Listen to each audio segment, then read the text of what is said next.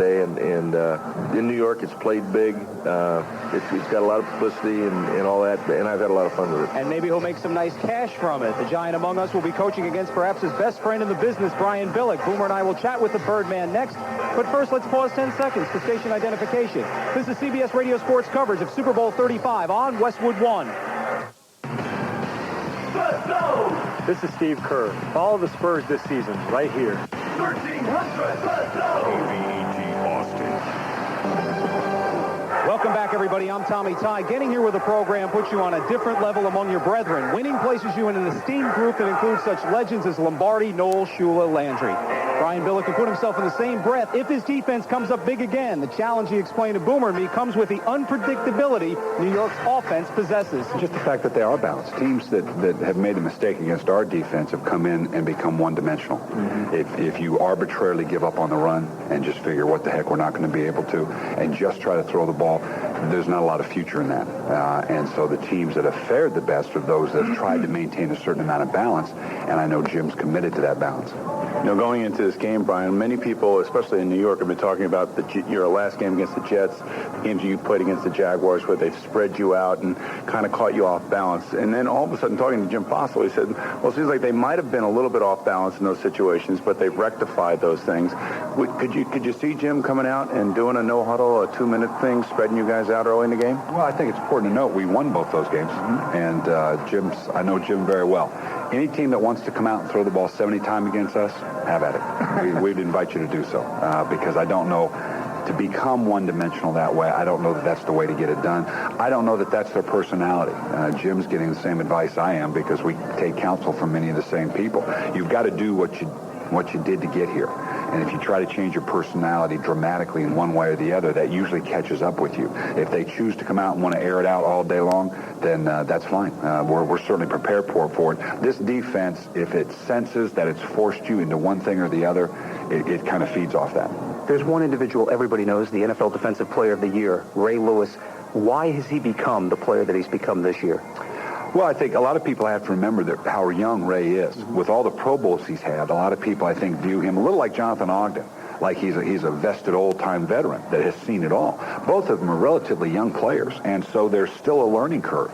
And I think Ray has reached that point. Boomer, as you know, there comes a point in the league where you play well, you get comfortable, and then you take that next step. There's an awareness of what's going on around you. As great as Ray Lewis has played to go to the Pro Bowls the last couple of years, this year that level of awareness of the entire scheme of the defense, what his responsibilities are, where everybody else needs to be, what he needs to look at when he looks at film, and what reads he's looking at. I've never been around a player that reads and reacts as well as Ray Lewis does. When you were in Minnesota, I'm sure as an offensive coordinator, you set up in front of these guys, look, we have a chance to break the overall scoring record in the NFL, and probably use that as motivation. Now I'm sure that you go in there and you probably say, hey guys, look, we have a great defense, we have a good running back.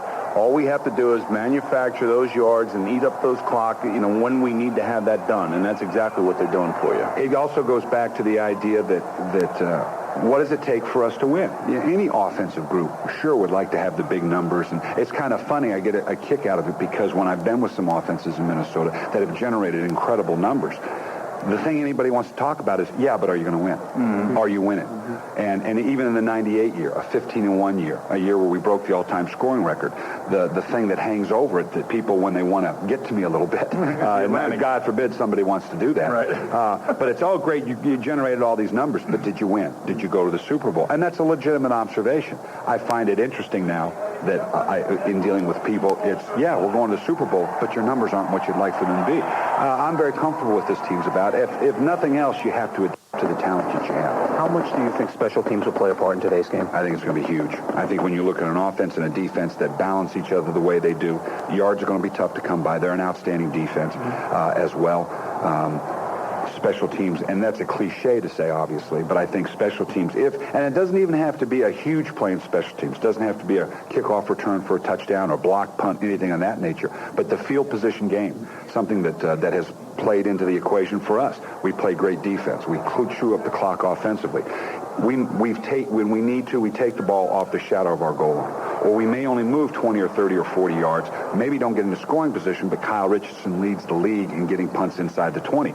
So we put that offense facing 80, 90 yards, and that's a tall task facing our defense. So the whole team is interacting in that way, and that's why we're here. Trying to make history. For joining us as guests, the Raven and Giant coaches and players we chatted with will receive 500-minute calling cards courtesy of Net2Phone. Net2Phone, changing the way you communicate. When I return, needing a ray of hope last spring, he shined this fall. Ray Lewis up next. You're listening to exclusive coverage of Super Bowl 35 on Westwood One. How does the Rubbermaid storage shed compare to an untreated wooden shed? Well, this is a baseball bat striking the Rubbermaid shed. A bat striking the wood shed. Termites tasting the Rubbermaid shed. Termites tasting the wood shed. Your teenage son backing into the Rubbermaid shed. Backing into the wood shed. Remember, if it doesn't say Rubbermaid, it's not worth it. Big Blue has discovered the magic of playing in New Jersey. Shouldn't you? Stroll along white sand beaches. Feel like a pro on plush green fairways. Explore the path of the American Revolution by day, or catch the excitement of Atlantic City by night. Just make sure to leave time for some world-class shopping and five-star dining. New Jersey, it's your ticket to the perfect vacation. For your free travel guide, call 1-800-VISIT-NJ, extension 1944. That's 1-800-VISIT-NJ. New Jersey and you, perfect together. The all-new Dodge Grand Caravan has the most available horsepower of any minivan you can buy. Now, obviously, you're not about to drive your Caravan like a Viper, so why should you care how much power a minivan has? Oh, if, say, you'd like to merge onto the highway or pass a truck, and with available all-wheel drive, the Caravan can also make quick work of the elements. The all-new Dodge Caravan. Powerfully, grippingly different. Is your job getting in the way of your love of sports? Imagine, you could be spending the afternoon at a favorite athletic event. Instead, you're stuck at your desk making a living. But not if you have Arch Webster 100 wireless email service and the Motorola T900 communicator. It lets you read and reply to all your business emails from anywhere in the U.S., especially a nice warm stadium seat. Call Arch at 1-866-ARCH-123. That's 1-866-ARCH-123. Welcome back, everyone. Tommy Tide with Super Bowl 35 from Tampa. If you like defense, get on board. These two teams have allowed the least amount of points to their opponents in a playoff round ever. The Baltimore Ravens facing the New York Football Giants. The NFC champs have a solid aggregate with several very good players. Sehorn, Barrow, Strahan, Armstead. The AFC winners, however, have one player who stands out among the many talented folks around him. Linebacker Ray Lewis is being mentioned in the same breath as many of the all-time greats who once patrolled this position. What puts him so close to those already enshrined in Canton? It's my love for what I do. It's what I'm blessed to do. It's what the man upstairs has given me. And for me to have that, it's like saying, hey, if you want to watch a guy who just comes to work every day, you know, they pay me to work Monday through Saturdays. Sundays are for free. Unfortunately, that ray of sunshine he possesses on the gridiron went dark a year ago this week. Another pro football player is facing a charge of murder. All-pro linebacker Ray Lewis of the Baltimore Ravens is jailed without bond in Atlanta, charged in the deaths of two Ohio men. He says he didn't do it. The men were stabbed outside an Atlanta bar where a post-Super Bowl party spilled out into the street. A court appearance soon followed. Assistant DA Clint Rucker. Could you state your name for the record? Ray Anthony Lewis Jr. At this time, I would like to ask you, Mr. Lewis, how do you plead to one count of obstruction as contained in the accusation 00SC06574? But because he decided to testify against two of his associates, the parties have pre-tried this agreement with the court, and subject to its acceptance by the court, will make a recommendation that the court impose a 12-month sentence against the defendant, Ray Anthony Lewis, to be served on probation. Allowing him to return to the sidelines. Having his best season ever, Lewis was named NFL Defensive Player of the Year, helping lead his club to their first appearance in the game the players call the ultimate. With that comes national notoriety and 2,700 credentialed journalists from all over the world looking for a tale to be told. Many look to Lewis, who could have been a distraction to his teammates as reporters badgered him about the past. He believed all the hoopla about that difficult period in his life would not allow him to lose his focus. I don't see where it should be a pain for me. You know, my focus is when I came here to come try to win a Super Bowl. I'm not here to try to justify anything that went on because that's the story in my book that's closed. regardless of whatever situation or whatever questions come up. The thing is, it was always based around me, and it's not about me. We're trying to win a Super Bowl. We're not here to focus on Ray Lewis. What Ray Lewis went through, that was a year ago. Let it go. To discuss what we should be speaking about this week. Our defense, our team, the obstacles that we overcome all year, being underdogs all year, the thing Trent has done. We stayed together through all the trials, through all the going through this, going through that, scoring slump, everything. That's what the Super Bowl is about. The Super Bowl is about you pick two of the best teams out of 31, and you say, now we find out who the best in the world. With him anchoring the league's best defense this season, considering the many records this group has set, could they possibly be the best ever? Yeah, definitely. I think stats speaks for that. I think our play speaks for that. And I think what we've accomplished this whole year by getting in the Super Bowl, I think we can claim that label. Stats is there. Fewest points allowed, things like that. So, I mean, those are things that, regardless of the situation, we've improved ourselves all year. And now we're at the big dance. When he hopes to step up and help his team waltz or tango to a title. Still ahead, it's almost here. You're listening to exclusive coverage of Super Bowl 35 on Westwood One.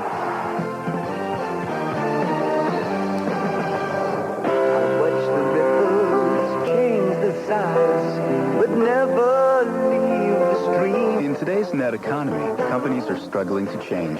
Struggling with the complexities of e-business, with making intranets, extranets, and the internet work together across any platform, simply and securely. Well, now they can.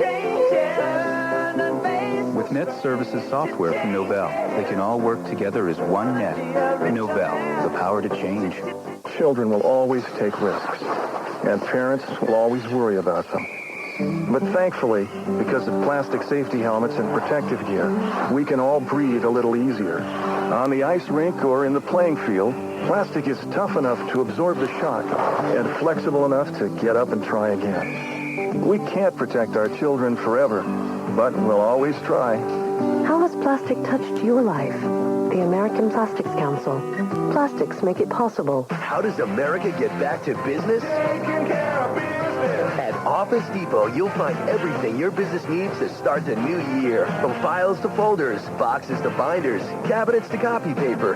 Nobody sells more office products to more businesses than Office Depot. So whether you visit our store, shop online, or order by phone, you'll find guaranteed low prices every day on everything you need to succeed.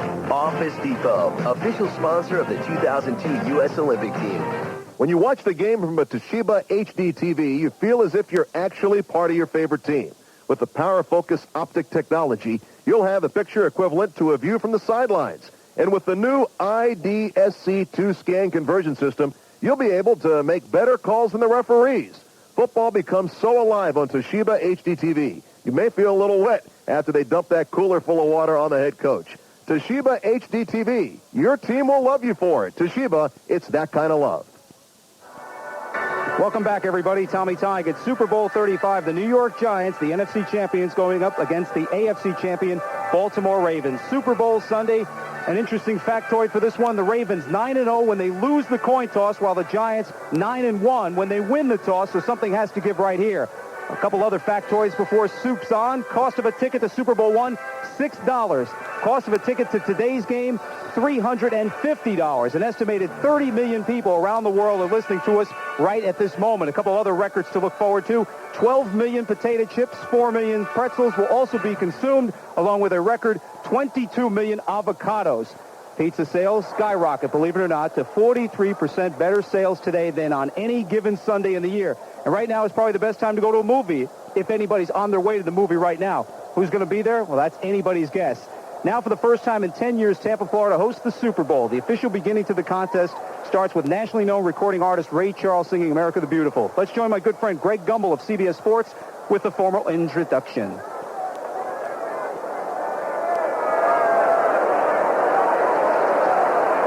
One more thing to consider. 2001 marks the 225th birthday of the United States.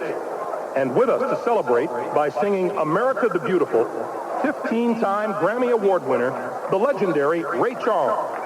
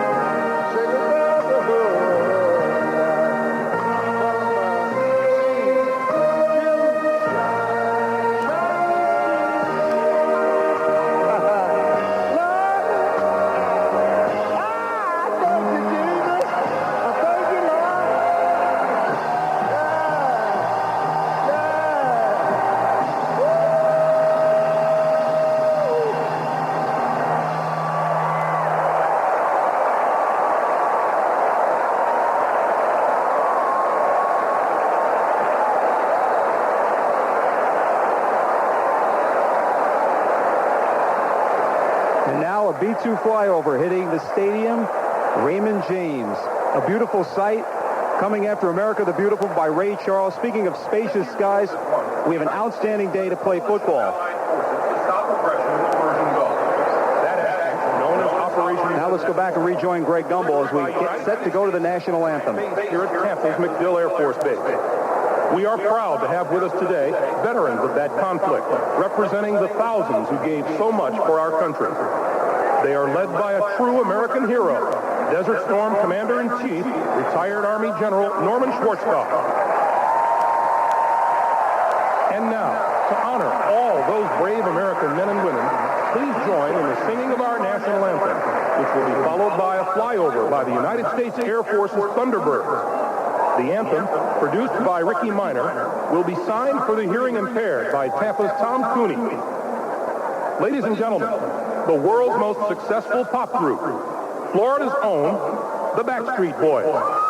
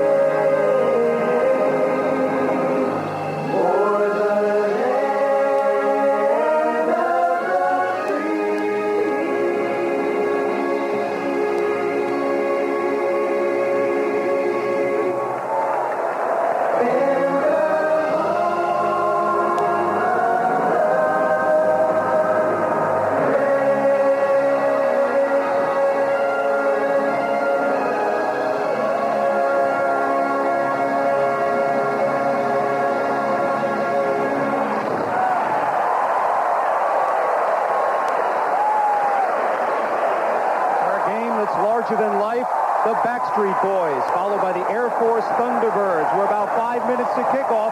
This has been the Novell Super Bowl 35 pregame report on CBS Radio Sports and Westwood One, brought to you by Novell, the power to change. You're listening to exclusive coverage of Super Bowl 35 on Westwood One. Big Blue has discovered the magic of playing in New Jersey. Shouldn't you? Stroll along white sand beaches. Feel like a pro on plush green fairways. Explore the path of the American Revolution by day, or catch the excitement of Atlantic City by night. Just make sure to leave time for some world-class shopping and five-star dining. New Jersey, it's your ticket to the perfect vacation. For your free travel guide, call 1-800-VISIT-NJ, extension 1944. That's 1-800-VISIT-NJ. New Jersey and you, perfect together. This Sunday, nobody works harder than the guys on the football field. But every other day of the week, quality care professionals at Ford, Lincoln, and Mercury dealerships are hard at work because we're open for service Monday through Friday and now even Saturday. From headlights to taillights and everything in between, it's easier than ever to keep your car or truck running like new. You'll get parts designed for your Ford, Lincoln, or Mercury, and they'll be installed by factory-trained technicians. That's quality care service, even on Saturday, at participating Ford, Lincoln, or Mercury dealerships. Is your job getting in the way of your love of sports? Imagine, you could be spending the afternoon at a favorite athletic event. Instead, you're stuck at your desk making a living. But not if you have Arch Webster 100 wireless email service and the Motorola T900 communicator. It lets you read and reply to all your business emails from anywhere in the U.S., especially a nice warm stadium seat. Call Arch at 1-866-ARCH-123. That's 1-866-ARCH-123. Geico Auto Insurance customers are frugal people. They value $1, and they save a lot of them by switching. To prove my point, I'm joined by a real live customer, Erica Willis. Erica, will you give me $10,000? No. There. Proof that Geico customers do not like to part with any more money than they have to. Call 1-800-947-AUTO. You could keep 15% or more of your money. 1-800-947-AUTO. Geico Direct, the sensible alternative. Welcome back, everyone. I'm Tommy Tighe. I'll be back at intermission with the Novell halftime report. My guests will include NFL Commissioner Paul Tagliabue and Kansas City Chiefs coach Dick Vermeil. But right now it's time for Super Bowl 35 on CBS Radio Sports in Westwood 1. The Baltimore Ravens and the New York Giants. Let's rejoin the three men calling all the action for you today. Howard David, Matt Millen, and Boomer Esiason. Have a good one, fellas. All right, Tommy, thank you. The captains for the Ravens, Shannon Sharp, Ray Lewis, and James Trapp. For the Giants, Kerry Collins, Ron Stone, Mike Strahan, Jesse Armstead, and Lomas Brown. The referee for today is Jerry Austin in his third Super Bowl. And the celebrity toss of the coin featuring four men who have been here in Tampa for Super Bowls. Super Bowl 25 when the Giants beat the Bills. Bill Parcells, the head coach of that team, and Otis Anderson, who rushed for 101 yards and was the game's MVP. And Super Bowl 18, the Raiders beat the Redskins 38-9. The MVP was Marcus Allen, his head coach, Tom Flores. Those gentlemen at midfield about ready to toss the coin for today's game, Super Bowl 35, between the New York Giants and the Baltimore Ravens. And O.J. Anderson epitomized the will of the Giants in that Super Bowl victory, of course, best remembered for wide right by Scott Norwood. With us from the 1984 Los Angeles Raiders, Our former head coach, Tom Flores, and running back, Marcus Allen. And from the 1991 New York Giants, former head coach, Bill Parcells, and running back, Otis Anderson.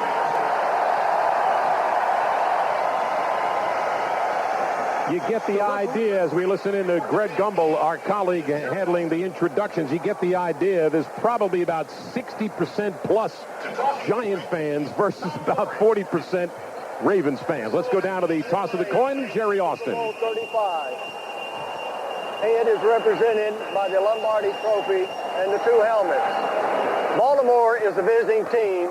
Who's going to make the call? What is your call? Heads is his call. Coach Flores, would you make the toss?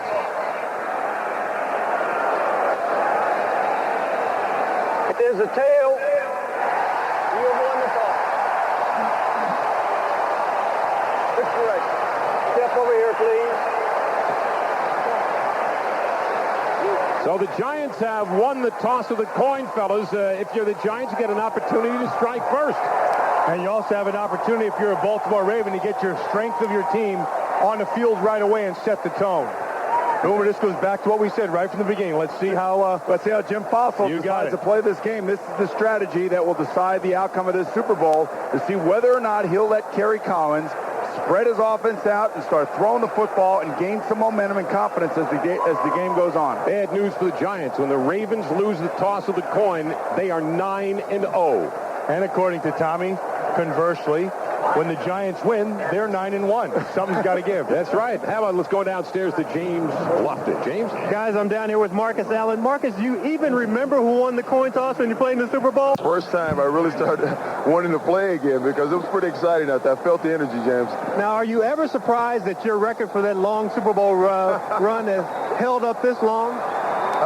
Well, you expect that obviously every year there's somebody to break it, but what I do is call all the running backs each year, and I say, listen, I want you guys to have an outstanding game, but I would like to remain in the record book just a little bit longer. Well, I don't know if they get a run off that long. Marcus, thanks for joining us. Thank you, James. Talked to George Toma, the grounds crew guru before the ball game. He said this turf is fast. He said it may get a little moisture as the dew works its way in the course of the evening, so it's going to be fast early and slippery late. Just like the guys up in the booth. Exactly. That's a James Lofton track we're talking about here. Yes, it's absolutely a beautiful field. George Tillman did a great job before the game. We were walking down there, Matt. I mean, this is like a carpet in a living room. Gorgeous. Absolutely gorgeous. You know, and just a little tidbit of information for Marcus Allen. You know, Marcus Allen was a complete stiff until I taught him how to run in this particular game. Same shifty moves. You got it. You're the first guy I asked, I'll tell you that. Hey, Matt, how do you run? As you dodged in and out of the warming trays in the dining room. Well, Matt Stover, who's had the most points of any kicker in the league this year with 135, will be kicking it off to either Ron Dixon or Damon Washington. And we remember Ron Dixon against the Philadelphia Eagles in the divisional playoff game when he went coast to coast for the touchdown to start the game. You know, and the interesting thing is, talking to Jimmy McNally and Mike Pope, the offensive line coach and the tight end coach for the Giants, he said, you know, we've been watching a lot of film of these guys.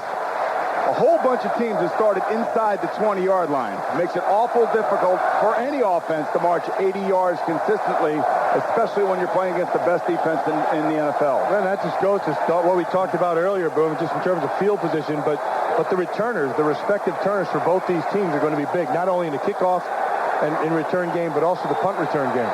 The Heat Sure start of the game, sponsored by Heat Gasline Antifreeze. Cold engines start with Heat. And Stover to kick it off as the flash bulbs go off around the stadium. It'll be Dixon at the 5, angling left to the 15 to the 20 and hit down at the 22-yard line. Tackle on the play, O.J. Brigance. And the Giants go on offense under the leadership of Kerry Collins. A rags to riches story who threw for over 3,600 yards this season. Had a huge game against the Minnesota Vikings in the NFC title game that turned it into a joke. 41-0, only the joke was on the Vikings. The Giants are going to go with 3 wide receivers, including Dixon, Hilliard, and Toomer. Tiki Barber and Greg Camella in an eye.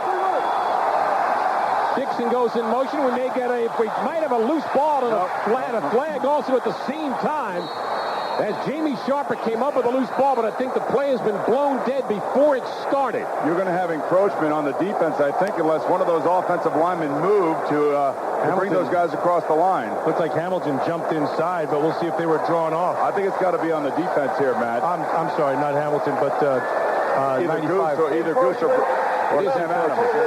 Yeah. 5 yards. It's still first down. All right, let's go over the offensive line for the Giants. Lomas Brown, who's been to 7 Pro Bowls. He's had a huge impact on this team from a leadership point of view. Luke Pettigrew, the right tackle. Glenn Parker, 16 postseason games. The former Buffalo Bill. And Ron Stone off to his first Pro Bowl, the guards. Dusty Ziegler, the former Buffalo Bill, the starting center. Howard Cross, Dan Campbell, Pete Mitchell are the tight ends for the Giants. And Mitchell in the game right now, lined up on the right side. 1st and 5 for the Giants. Might be a good gambling down as Collins play action.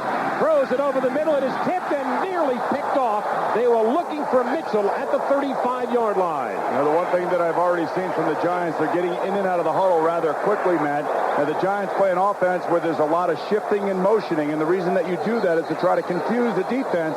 But conversely, on the other side, the defense is extremely simple for the Baltimore Ravens to run from a scheme standpoint. You're also going to see some long counts because this Baltimore defense likes to really jump the count.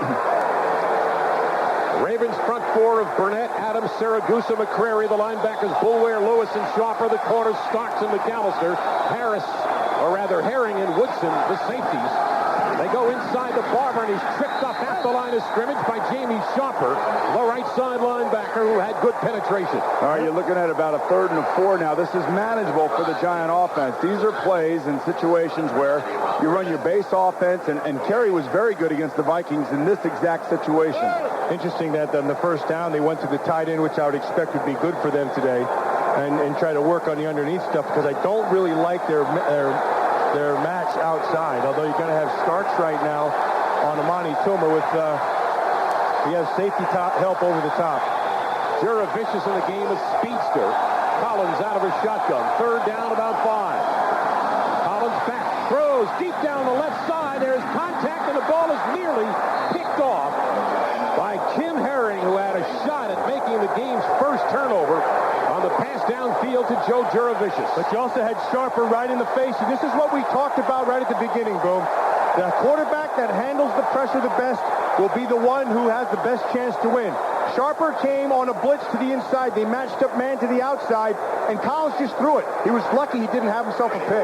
Brad Maynard to kick it away to Jermaine Lewis, who had 2 returns for a touchdown against the Jets in the final regular season game. The only man ever to do it twice.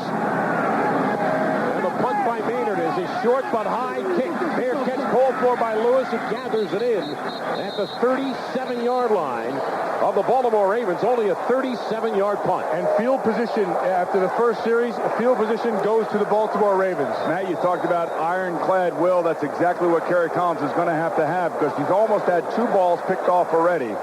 This is exactly the way the Baltimore Ravens want to start the game. Great field position for their offense. Let's see if Brian Billick opens it up a little bit here. Giants have Strahan, Peter, Hamilton, and Jones, the front 4. Trent Dilfer, who took over as a starter on October the 29th against Pittsburgh, in at quarterback.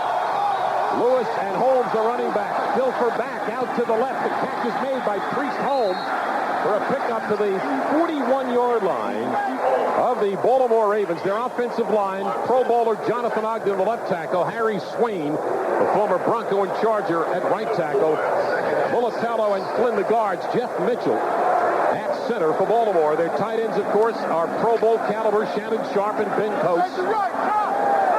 Kadri Ismail, Jermaine Lewis, Brandon Stokely, the wide receivers. We will see in and out of this game. We'll give you the Giant defense in a moment. Dilfer going to throw on second down. Loads up left, throws right through the hands of Kadri Ismail, who was defended by Dave Thomas. And you fellas said it early on. They're going to go to Thomas right away. Well, they are going to go to Thomas, and he had Ismail covered perfectly. He was underneath like he read the route. A dangerous throw by Trent Dilfer, but what I notice here is that Brian Billick is going to let Trent Dilfer have a few opportunities early on in this game. Go ahead and make that throw, and he's going to put it on his shoulders. They're going to come out with 3 straight passes. They've got to throw here. 2 tight ends, although Shannon Sharp is the same as a wideout. Trip receivers to the right. 3rd down and 6 for Baltimore. Dilfer back, looks right, throws right under duress. And he throws it away. And there was pressure coming from Dilfer's right-hand side. You know, Matt, I don't mean to laugh, but it seems like this is exactly what everybody in the country is expected from this game. That the quarterbacks are going to get beat up pretty good. That time, Trent Dilfer gets hit right underneath the chin and throws the ball away. But here we go, field position. And this is where Richardson has been absolutely wonderful during the season, hitting his opponents inside the 20-yard line. Kyle Richardson to kick to Tiki Barber. He's got that left forearm heavily taped up. Fair catch is called for, and Barber fields it safely at the 13-yard line. And now the chipping starts every now and again. Inside the 20 again, and Richardson just absolutely terrific this year. The best in the NFL at pinning his opponents inside the 20-yard line. That's a 46-yard kick. There's no score in the first quarter. This is Westwood One's coverage of Super Bowl 35. Me? I'm what they call a sinus sufferer. Well, I used to be anyway, because I finally figured out how to deal with sinuses that were driving me crazy. The moment I feel that very first sign of sinus pressure, I take Sudafed. Boom, no waiting around. No, I'll think about it. Taking Sudafed at the first sign of pressure releases pressure and helps prevent escalation to sinus pain. I take Sudafed sooner and tell sinus pain later. Take non-drowsy Sudafed at the first sign. Use as directed.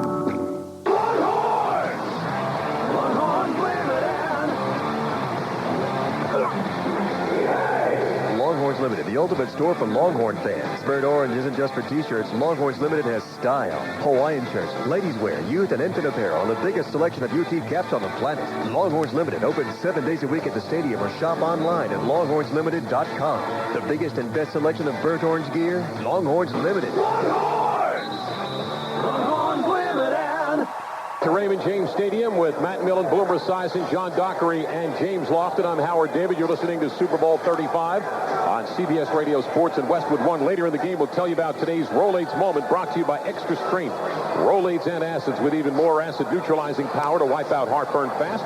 We go down to our colleague, John Dockery. Doc? Howard, amazing. When Ray Lewis was introduced, he went into a hot dog dance, bent down and grabbed some grass turf, rubbed it on his uniform, then put it back into the ground, and then went into a rocking back and forth dance. Something I'm told that he practiced during the week in the locker room. Wow, I don't know what to say. He backs it up, but boy, if he doesn't, it's going to come back to haunt him. Jason Garrett, who's the backup quarterback for the Giants, gave Kerry Collins some good advice. He said, call Troy Aikman about your Super Bowl experience, and he'll give you some good, good insight. And apparently he did. And, Aikman's been to the dance a few times.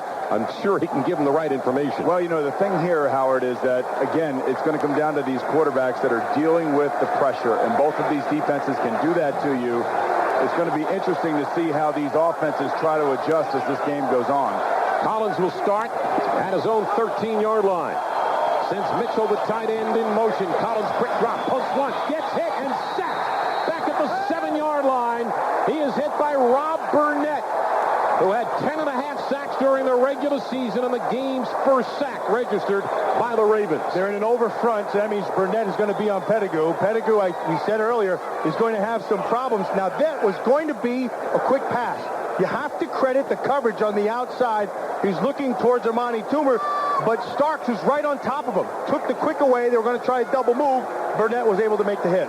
Howard Cross, the only Giant remaining from Super Bowl 25, is in the game at tight end for the Giants after a 5-yard loss, 2nd and 15.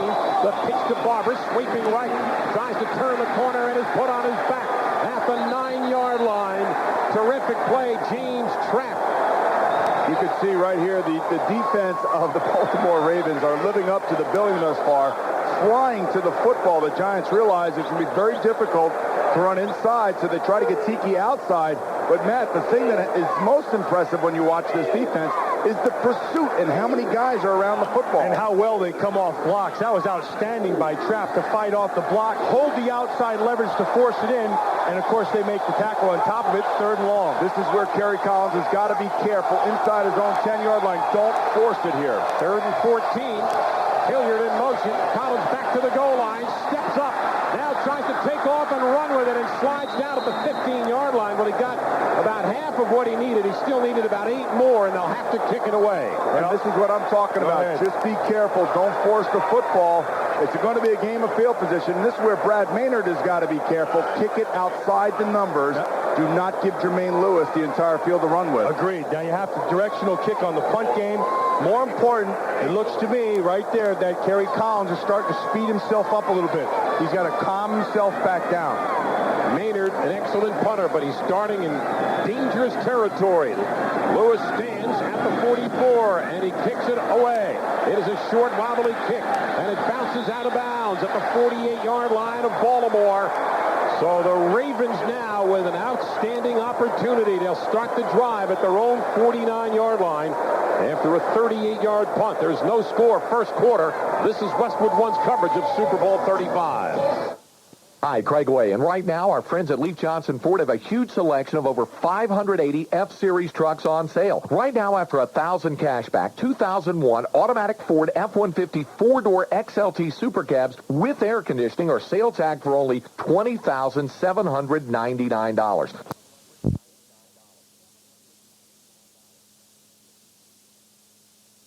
Work great, look good, and last a long, long time. They're located on 620, about halfway between 2222 and 183. Magnum Custom Trailers. Dial 459-2222 and get a Mr. Gaddy's Pizza delivered. Ladies and gentlemen, now for your eating pleasure, Mr. Gaddy's is proud to announce the delicious, tantalizing new wonder of the pizza world, the Great Gaddy. New from Mr. Gaddy's, the Great Gaddy will amaze you with its new thin and tasty crust and astounding size. 16 inches of the best pizza in town with your choice of toppings. It's the biggest, best Gaddy's pizza yet, with the same Gaddy's quality, only more to love. Bigger and better, the Great Gaddy. You gotta taste it to believe it. So try one today, only at Mr. Gaddy's, the best and biggest pizza in town. Honest. Real cheese, real hot. Real taste is what we got. Real fresh, real fast. Your first Mr. Gaddy's won't be your last. Dial 459-2222. Why don't you jot it down? Mr. Gaddy's, the best pizza in town. Honest. It's won by Boomer. He'd like to see him come out and throw keep on throwing. And then the second point, maybe more importantly, is the fact that in 2 series, they gained themselves 17 yards of field position in the kicking game. Sam Gash is in the 2 Pro Bowls with the Buffalo Bills. The deep back, Jamal Lewis. Dilfer changing the play at the line of scrimmage. Lions adjust defensively with a 5-man front. They hit to Lewis into the heart of the line and lost a yard. See, I don't like this, man. I want Brian Billick to let Trent Dilfer throw it on this portion of the field. I mean, you already have the Giants. The momentum is on your side. So throw the football. Don't hand it up and run it in the middle where you can't get any yards. And we talked about it all week long. Everybody said, who is going to be the most significant player that we don't really read that much about? And right now, it's Richardson, the punter for the Ravens, who is out punting Maynard thus far. And that's why the Ravens have had this kind of field position. Cedric Jones made the play just in for the Giants. A loss of a yard, 2nd down and 11. Twin receivers to the left side. 6-man Giant front. They're coming after Dilfer. Swings it out of the backfield. Incomplete. He threw it too low for Jamal Lewis because Lewis had 15 yards of open field in front of him. This is one of those things we talked about, missed opportunities, Boom, and here's one. They came with the man look outside. They matched up their linebacker Barrow on tight end Sharp. They picked to the inside. Nobody could pick up on the outside of Jamal Lewis. There was a blown coverage. This is what Trent Dilfer has been booed for all his career down here in Tampa. A guy running wide open. Everybody in the stadium sees it, and he can't connect on an easy pass. 3 down lineman Pete Montian is another linebacker on 3rd down and 11. Priest Holmes in the game at running back, and we're going to get a flag. Looked like some movement on the Baltimore offensive line. Looks to me like it was Hamilton who maybe moved a little bit too soon. Encroachment. Yeah, you're 75 right. defense, 5 yards. It's still 3rd down. 10 sacks in 2000 for Keith Hamilton, 4th amongst defensive tackles. Roy Glover of New Orleans led with 17 quarterback sacks. I thought he had an excellent year, Hamilton. Hamilton did have a great year. The thing about it is, though, that Trent Dilfer has got to complete the open passes. You know, and this is a manageable 3rd down here. It's 3rd and 5. He's got to complete a pass here. It's man coverage. At the Giant 46. Dilfer back to pass. Looking long. Airing it out. And has a man. Oh, it's incomplete off the fingertips of Patrick Johnson, who had at least a 5-yard lead on Jason Sehorn. That's the one thing I don't believe that Dilfer does right. I never believed he threw a very good deep ball. And Johnson beat him clean at the line of scrimmage. Never really got a jam on him. Just ran right by him. Oh, my goodness. I mean, Patrick Johnson just left Jason Sehorn in the dirt. And if Trent can put a little more air under it, it's 6. I mean, it's an easy play. That's two wide open receivers so far that Trent Dilfer has missed. Now, let's see what Kyle Richardson does here, the punter for the Ravens, to see if he can put him inside the 10-yard line. Well, this is the same thing. It's a second missed opportunity. Giants have just dodged a huge bullet. Richardson with a rocket punt. Barber lets it hit, and it takes a Baltimore bounce and dies at the 2-yard line. A 44-yard punt, as good as you can get for Richardson. Timeout on the field. There's no score. We're brought to you by Office Depot. Time to take care of business at Office Depot. You're listening to exclusive coverage of Super Bowl 35 on Westwood One. How does America get back to business? Taking care of business. At Office Depot, you'll find everything your business needs to start the new year. From files to folders, boxes to binders, cabinets to copy paper. Nobody sells more office products to more businesses than Depot. So whether you visit our store, shop online, or order by phone, you'll find guaranteed low prices every day on everything you need to succeed. Office Depot, official sponsor of the 2002 U.S. Olympic team. Brain, wet, wet, wet brain. You are no longer my slippery foe. I have no need for your fun anymore, cockamamie rain, for I stick to the road regardless of you with an ixnay on the hydroplaning hay. Right. Well, maybe with Jeep Grand Cherokee's available quadra-drive system, our most advanced four-wheel drive system ever, helping to hold you to the ground on and off-road, wet or dry, you can feel bold enough to tempt the rain. Jeep Grand Cherokee, it kind of evens out the whole man versus nature thing. Jeep is a registered trademark of Daimler Chrysler. Drivers face many distractions in the car. Don't let your wireless phone be one of them. Before using your wireless phone while driving, ask yourself, will this call distract me from my first responsibility to drive safely? Also, use your phone's hands-free option. Remember, state laws prohibit distracted driving. The wireless phone industry reminds you to drive safely. Safety, your most important call. Visit www.driveresponsibly.org.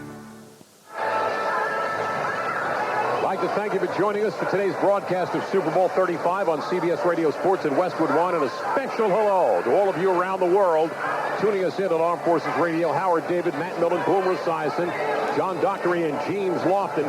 The Giants pinned up at their own goal line at the 1-yard line off of a very good punt by Kyle Richardson. And the Giants now will be faced first and 10 at their own 1. A couple of changes. Keith Washington and Larry Webster into the front 4 for the Baltimore Ravens. Oh, here you go in an empty backfield, at least to start, but I would imagine Ron Dane will end up back there. If they try to run the ball up the middle with him, not a lot of room. Take a shot. High formation, Dane the deep back. That's movement by Lomas Brown on the left side. Oh, and they were going to run Ron Dane right up the middle. Prior to this now, false start, 76. Half of this is to the goal.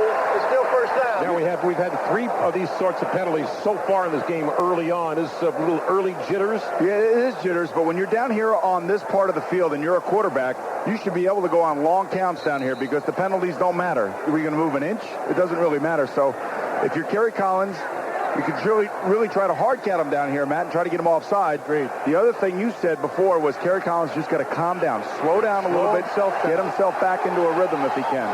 5th drive so far between these two teams in 5 minutes. 5 yards of total offense. Collins back in his end zone. Play action. Throws over the middle. It is tipped batted around, and I think it might have been picked off by the Ravens. We'll see. Now they're calling it an incompletion. They are getting to Collins. Rob Burnett again. That was close to a sack. Very close. Very close. And remember, if they would do that and he throws a flag there for intentional grounding, it would be a safety. That wasn't the case, however. But again, Boom, he did force it down inside and took a major chance. Larry Webster had a shot and came away with nothing. Instead, now you have second and long. That ball actually hit McAllister. Then it caromed off, and it hit Webster in the stomach. And one of the Giants, I couldn't see who it was, actually knocked it out of the hands of Webster, it looked like. Giants second down from deep in their own territory, about the half-yard line. Collins with a long count, rolls the pocket right, throws it on the run, and connects to Ike Hilliard for a first down at the 13-yard line of the Giants. That was nicely done by Sean Payton on the call. They know they're having problems with Pettigrew, the right tackle. Burnett's eating his lunch. He dropped down to the inside, got pressure. He rolled him out to the right side, so they use it against him. And then Collins, as he throws on the run, is able to find Hilliard on about that 13-yard out. That's a 13-yard completion of the game's first down with 9.5 to go in the first quarter. There's still no score. And they had to work to get it, too, Matt. And that may be the thing that Kerry Collins needs, a little catalyst to get him going now. Joe Montgomery in the game at tailback, and he gets the call running right, hurdles over the pile for a few yards to the 18-yard line, where he is hit by Rod Woodson, who's had just a brilliant career. Rod Woodson, by the way, Matt, and I don't like bringing this up, but he had 4 interceptions on Boomer. You got lucky. Thanks. Yeah, I appreciate that. 3, but 3 of them were tip balls. Yeah, but 3 of them were in games that he lost. So relax, okay? I'm with you, by you. All right. I'm with you. I said deflections. Okay, good. Nice tie, by the way. Thank you very much. Gain of about 3, second down and 7 from the Giants 17. Tiki Barber back in the game at running back. He gets the call, trying to run left and dart back to the right. Not much there. Gets about a yard. There won't be much there all night long, Howard. I mean, this they did there, Boom. I saw what they did there, and it's just McCrary down to the inside. They took him hard to the inside and then bounced things out.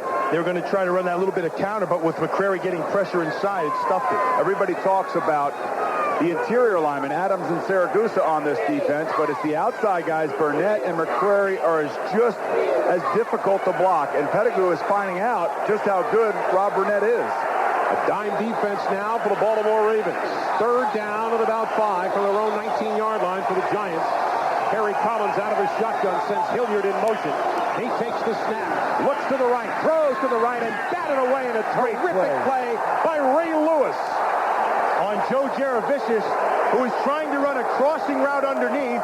He was going to take Jaravicius' speed versus Ray Lewis' speed, and Ray Lewis played it perfect. Top side of his left arm as they're running across, and they're going right to left. He keeps that to the top side. The right arm comes in, slaps the ball away. It can't be drawn up better. Now here you go. This is Maynard again. Now the punter for the Giants. Now it's his turn to see if he can root one out of here to try to give his team a little bit of a breather. Jermaine Lewis, who led the AFC in punt return average at 16 per return and a high kick. Right down the middle. 35-yard line. Lewis looking to run right, trying to turn the corner. He does at the 50, to the 40. Lewis to the 35. Flag is down, and Lewis is down at the 23-yard line. A terrific run by Jermaine Lewis. He is tackled by Pete Monty, but this one may be coming back just a touch. But more importantly, and Boomer said it right when it happened, if you got a directional kick this guy, you can't give him a two-way go. You know, I don't care if he kicks it out. 45 of the receiving team during the run back. 10 yards, first down. I don't care if he kicks it out right at the 48-yard line like he did last time. Doesn't matter. Do not kick the ball down the center of the field and allow Jermaine Lewis a two-way go. Got it. And I got to believe, I'm sorry, guys, I got to believe that Jim Fossil has told him, don't kick it down the middle. I can't believe they said, just let it go. Just because you're having trouble directional kicking. 7.5 to play in the first quarter. Not a 46-yard punt, but a 45-yard return. Of course, brought back a little bit because of the penalty. And the Ravens will have great field position at the Giant 41-yard line. And that was they a can good do call. anything with it. Yeah, it was a good call. Throw the ball here. Throw the football. Throw the ball. Let's go. Throw it, Trent. Let's go. High formation. They run the ball. Lewis running left. Inside the 40 to the 38-yard line. A pickup of 3. Michael Barrow, who had a terrific year in his 8th season from Miami. Actually, I'm expecting more of that with Jonathan Ogden on that left side on Cedric Jones. They're going to run the football. I'd expect them to pound that side. Now, you can offset that defensively. You can set your safety to that side, or you can go with an over front or an under front to that side to protect him. I think you just throw the ball. Or you can throw it. Throw it. Get downfield and throw the ball. Brandon Stokely in the game is a third wide out. Dilfer back to pass. Looking long. Down the middle of the field. He's got a man complete. Brandon Stokely. Touchdown. Touchdown. Baltimore Ravens. Brandon Stokely, who had 11 catches last year, 1 ball last year for 28 yards, just made the biggest grab of his life for 38 yards. They just run a seam pattern right down the inside of the numbers. And again, this is the second time they're going after Jason Sehorn. And a perfectly thrown ball this time by Trent Dilfer. But, Matt, this is what I'm talking about. The Giants are electing to play man coverage, forcing Trent Dilfer to make the plays. Stokely gets right away from Sehorn, right up the numbers, and a beautifully thrown ball. A point after for Stover out of the hold of Richardson, and the Ravens take the lead 7-0 with 6:50 to go in the first quarter. They jumped into the outside, was expecting help to the inside out of the safety as they went left to right. It didn't happen. He beat him with a perfect throw down the middle, good protection, 7-0 Baltimore. You're listening to exclusive coverage of Super Bowl 35 on Westwood One. Hey, Bill, this is Vinny Testaverde calling. Hey, Vinny, how are you? Heard you're a big Jets fan. I'm a diehard fan, and my family's a diehard fan, too. We have season tickets with the family, and it's one of our Sunday rituals of being there, and keeps the family strong and keeps everybody together. Wow, that's great to hear, Bill. My son's getting married this year, and they're Jet fans, too, so we have it in the family. Thanks for being an NFL fan. It's been a great 2000 NFL season, and on behalf of the NFL and all 32 clubs, we would like to thank you for supporting your favorite team this year. See you again next season. Toshiba Digital Home Media is always there for you. When your team is winning, Toshiba HD TV provides power focus optic technology so you can celebrate in front of the clearest picture imaginable. And when your team is losing by 40 points, Toshiba DVD is there for you with precision filtering when you turn off the game and decide to put on your favorite movie. If only everyone could be as caring as Toshiba, what a wonderful world this would be. Toshiba, HD TV, and DVD. It's that kind of love. Let's get set. Wouldn't it be amazing to fly to L.A. and sort of live like a movie star for a few days? You could go to Priceline.com for a steal on airline tickets and then parlay the money you save into a cashmere craze shopping spree, a deep tissue massage, or dinner at a fancy restaurant. And then if somehow you wound up on a late-night talk show and the host said, "You look fantastic. What's your secret?" You'd say, "Oh, discount designer airfare." Name your own price and save. Priceline.com. 2 plays, 41 yards, in just 40 seconds.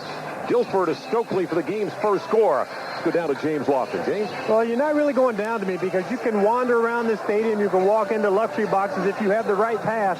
Believe it or not, I'm in a box with Coach Don Shula and Joe Namath, 2 combatants from Super Bowl III. Joe Namath first. We all know about the guarantee. You guys won, all that. But your assessment of the quarterback's play on this field in the first quarter so far? Well, you know, James, as a quarterback, you're a receiver. We know we got to have the help up front to get the job done. Right now, that giant line is not giving Collins certainly the time. And Dilfer and this offensive game plan that they have going is terrific. He missed Stokely once for that long touchdown. He could have had over Seahorn and then hit him the second time. Right now, Baltimore is doing everything it seems like they want to do and certainly winning the battle of field position. Yeah, field position exactly right. Matt Stover just kicked off to Rod Dixon. Great coverage by the Ravens again. Ball inside the 15-yard line. This has to be a coach's dream or a coach's nightmare, Don Shula. If you are the coach on the Giants sideline, what do you do now? It's a nightmare. You know, they were backed up on their own 1-yard line before, and then they got a penalty on first down back to the half-yard line. They came out with a first down and got them a little better field position, but the Ravens are just controlling the field position. And then they had the big play with Dilfer throwing the bomb. Well, I remember a couple of Miami Dolphin defenses like this. Back to you guys in the booth. All right, James. Collins throws on time to Camello, who gets hit after a couple of yards. Boy, Boomer and I spent some time with the great Don Shula on Friday. We could have spoken with him for 10, 11, 12 hours. Instead, we had to talk to 10, 11, 12 radio stations that day, thanks to Howie Deneroff, our producer. But, you know, the thing... You sound bitter about that. A little bit. But when I listen to Joe Namath, he talks about the offensive line. And right now, the offensive line of the Giants, he's exactly right, is getting beaten to the point. Right now by this defensive line of the Ravens, Matt. 2nd down and 8 for the Giants on their own 16. And the Ravens' confidence is taking another pop upstairs as Barber tries to sweep left. Not much. Beautiful. Ray Lewis cuts him down at the 18-yard line. Well, we had a very confident group in this Raven team all week long, and certainly what has happened so far has not stopped their confidence. What they're trying to do, though, Howard, down here is they can't run inside. So now they're trying to get to the edge, and they're doing it by trying to take the outside blocks and get angles on them. But the pursuit of this defense and a good job of Ray Lewis, they don't let anybody get to him. He just ran from the inside out, but credit McAllister for holding the edge and allowing Ray Lewis to be able to make that play. First time the Giants have trailed in postseason in this 3rd game for them. Mitchell, the tight end, in motion. Collins rolling right, trying to take off and run with it, and slides at the 20-yard line. So the Giants go 3 and out. Well, you know what they were trying to do there? They're trying to do a little shovel pass to Tiki Barber underneath Burnett, but this time Burnett stays tight to the line of scrimmage, and Kerry Collins has no choice but to try to run around the end. Right, and he's speeding himself up, and he's got to slow himself down. Well, the defense is certainly just absolutely in the face of every Giant player as soon as they touch the ball. And that last play when Tiki Barber tried to get outside, that is the beauty of Ray Lewis at middle linebacker. He has the speed to get outside and make that tackle at the line of scrimmage. 3rd 3 and out and 4 possessions for the Giants. Nothing new for Baltimore. They have forced 3 and outs 45% of the time this year. A short kick, relatively speaking, by Maynard. Lewis fields it, then muffs it. And I think the Ravens, that's loose again. I think the Ravens, though, have recovered it, but inside their own 30-yard line. And look where it is. It's right on the sideline. That time, a great punt by Brad Maynard. He cut the field all the way down to the sideline, and the Giants were right there, Matt. This way you give the punt returner only one way to go with the football. And if the Giants are getting down the field the way they did on that time, this is exactly what could happen. They could force turnovers. 7-0 Baltimore. You're listening to exclusive coverage of Super Bowl 35 on Westwood One. I watch the ripples change the size, but never leave the stream. In today's net economy, companies are struggling to change, struggling with the complexities of e-business, with making intranets, extranets, and the internet work together across any platform, simply and securely. Well, now they can. With Net Services software from Novell, they can all work together as one net. Novell, the power to change. What a play! Yeah. Well, if you like that, you'll love this play from Planters. Bring it on. Planters is giving away an all-expense-paid trip for 10 to next year's big game. Get out! Get in! The winner will take 9 friends to New Orleans for the weekend. Go to the game, join players at a tailgate, and more. That's nuts. Nope, it's Planters. Get the nuts together for the big game. Look under the labels of specially marked Planters nuts for your chance to win instantly. No purchase necessary. Void where prohibited. Call 1-877-346-3677 for official rules. Must be legal U.S. resident, 18 years or older. Game ends 4/30/01. Odds of winning are about 1 in 5 million. Big Blue has discovered the magic of playing in New Jersey. Shouldn't you? Stroll along white sand beaches. Feel like a pro on plush green fairways. Explore the path of the American Revolution by day, or catch the excitement of Atlantic City by night. Just make sure to leave time for some world-class shopping and 5-star dining. New Jersey, it's your ticket to the perfect vacation. For your free travel guide, call 1-800-VISIT-NJ, extension 1944. That's 1-800-VISIT-NJ. New Jersey and you, perfect together. Let's pause 10 seconds for station identification. This is CBS Radio Sports' exclusive coverage of Super Bowl 35 on Westwood One.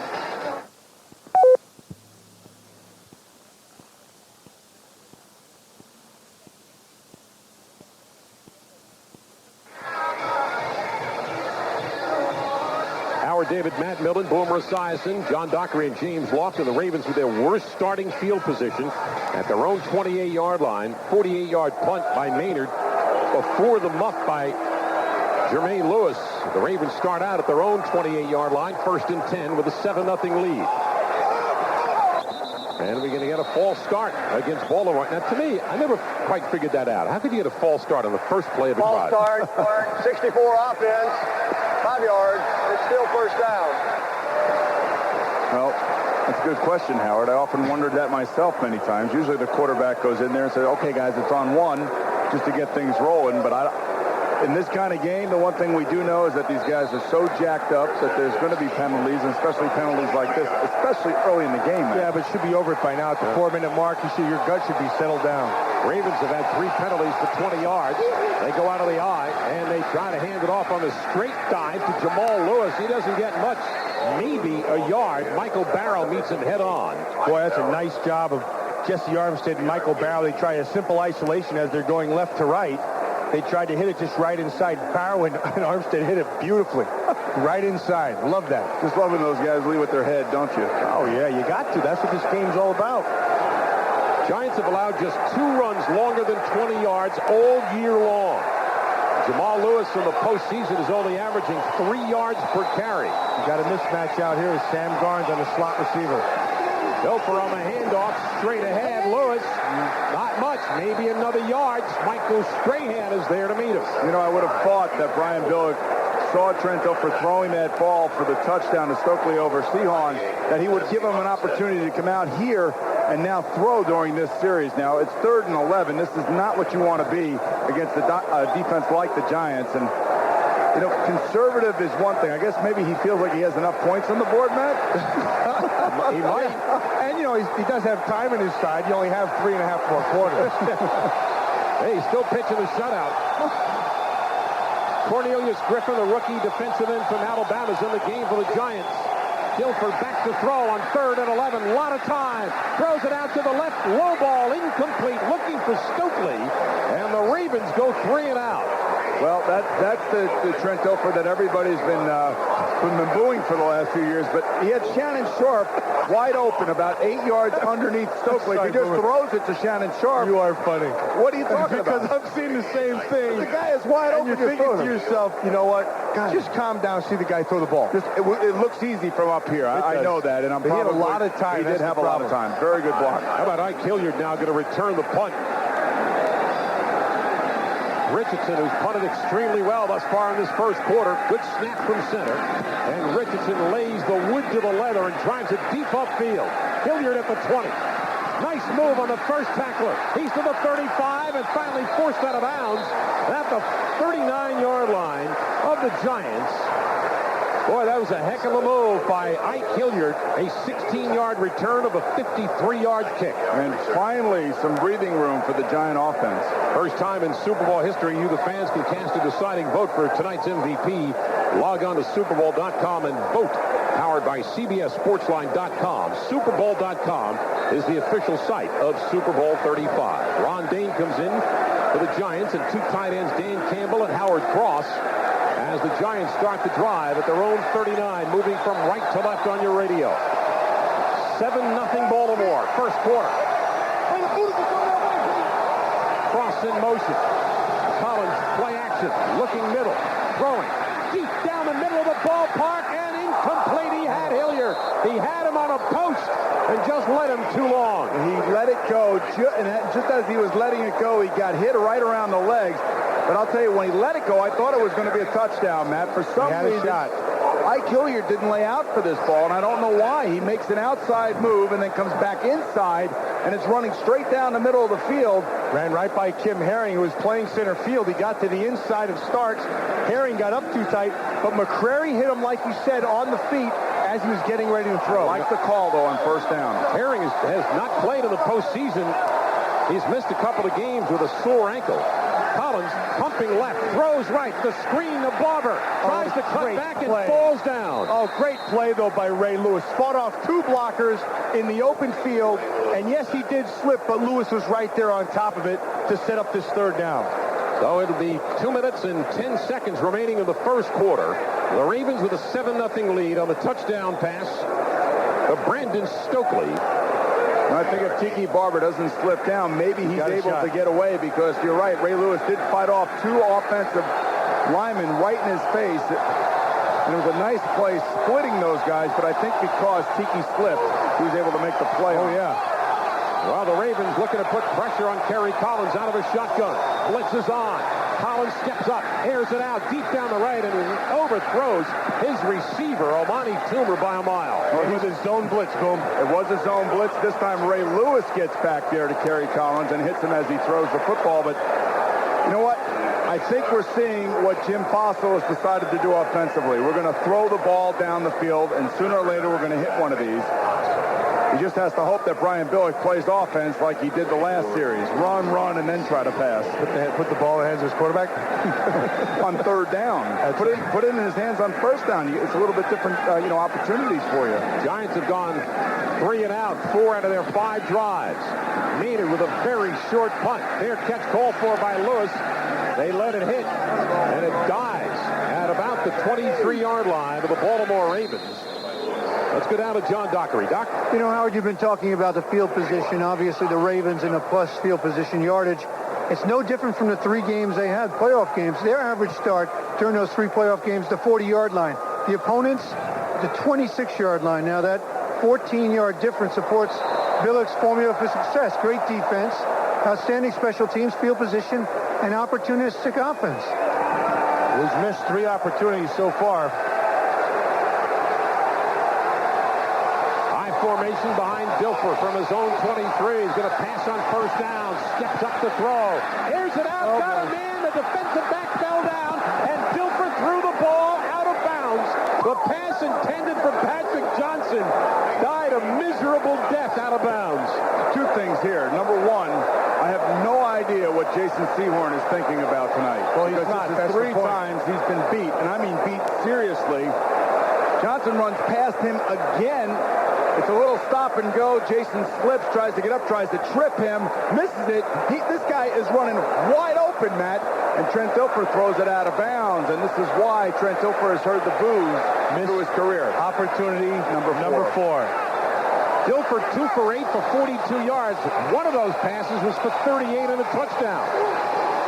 Handoff to Lewis, running left across the 25 and gang tackled by Big Blue at the 26-yard line by Sean Williams, who leads the charge. If I were Dilfer, right, if I was Brian Billick, I'd go after Jason Sehorn right now, because his confidence, I mean, just the way he's carrying himself, he's doubting himself right now, and I'd go right after him. Patrick Johnson has ran past him twice now.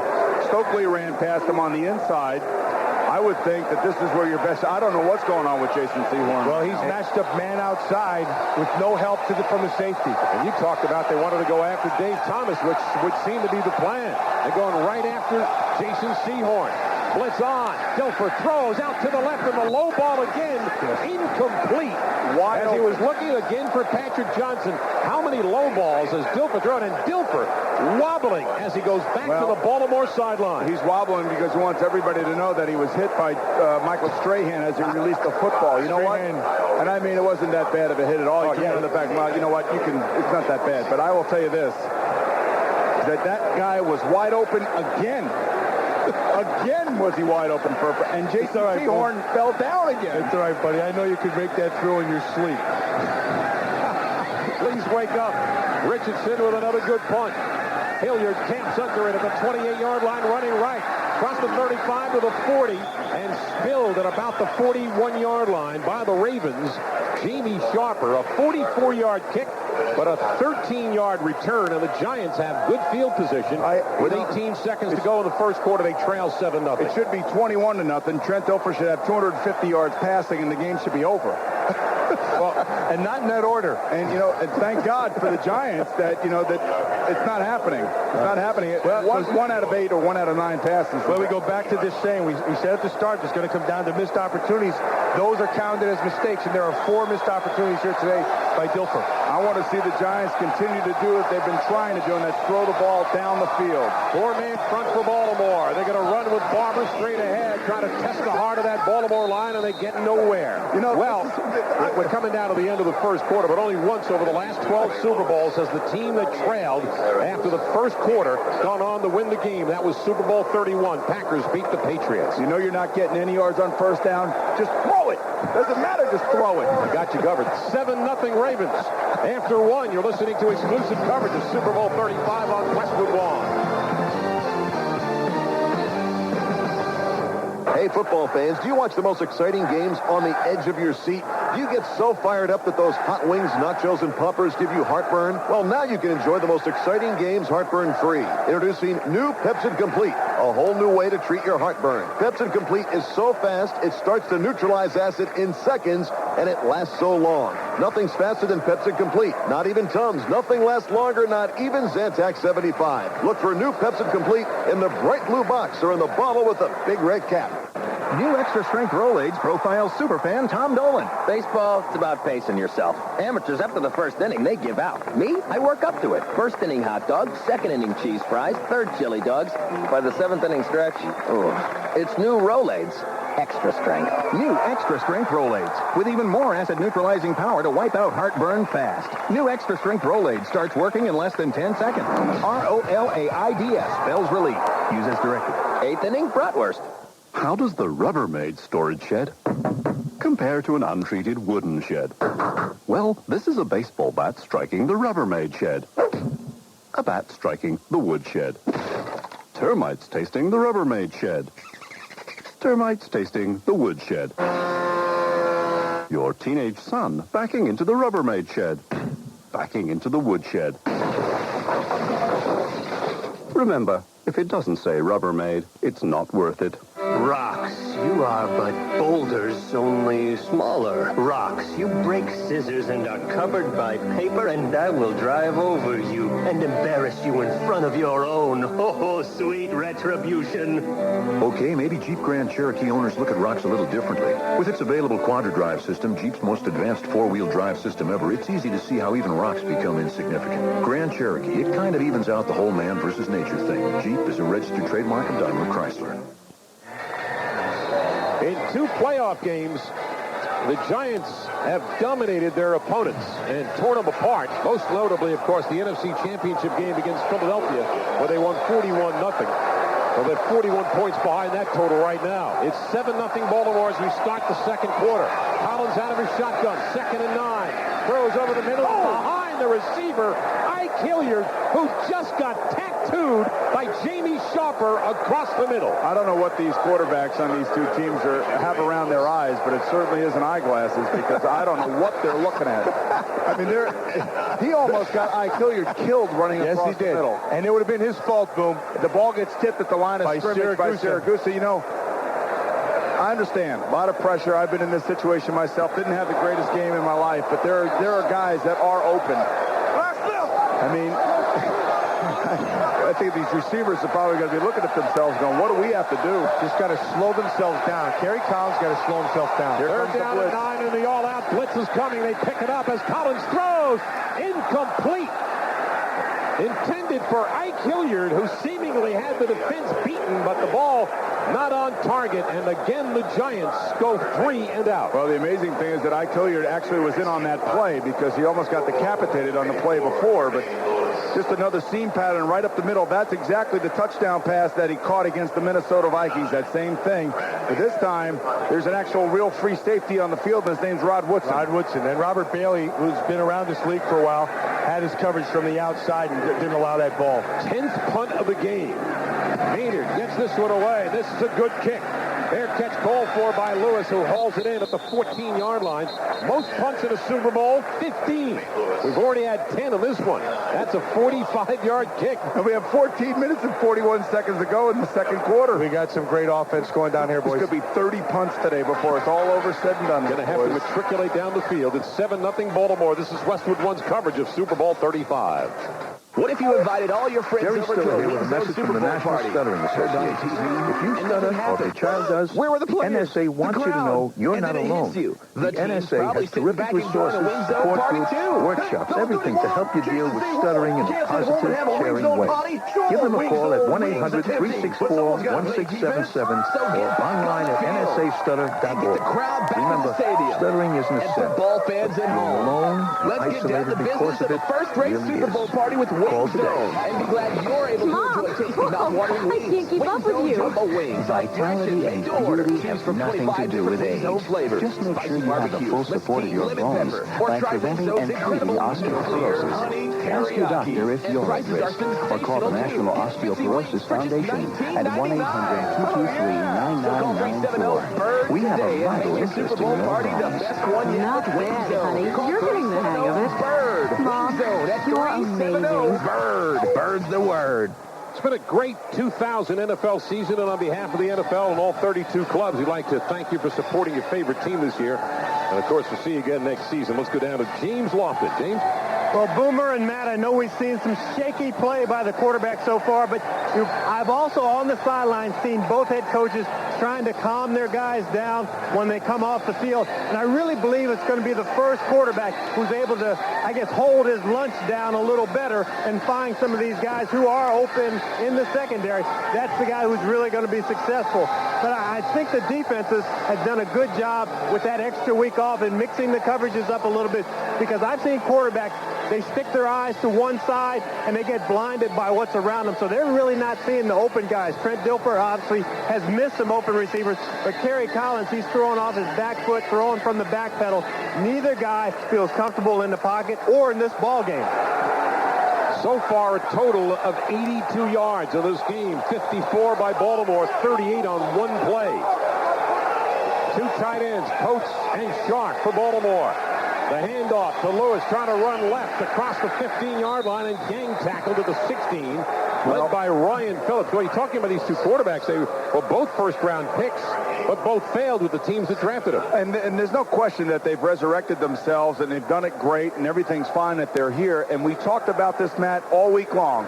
The one quarterback with the ironclad stomach, the guy that's going to be able to handle his failures and his team's failures as this game goes on, the best, just like James said, will be able to weather that storm and then come back and hopefully lead his team to victory. But at this point, I can't even tell you which one it's going to be. Second down and 9, and Dilfer wants to throw. Out to the left, throws and connects. Short pickup to the tight end, Ben Coates, the former New England Patriot, who makes the catch at the 19-yard line after a pickup of 3. So now let's go to the other side of the football, and it's just like we thought, Boomer, that both these defenses are playing very, very well. And the one thing I've got to say is Trent Dilfer has had some time. He's had time and opportunity where Kerry Collins has not had the time, and he has been rushing himself. They did do a good job earlier of getting him on the edge to try to buy a little bit of time, but right now I think the advantage goes to Dilfer in terms of having the opportunity to throw.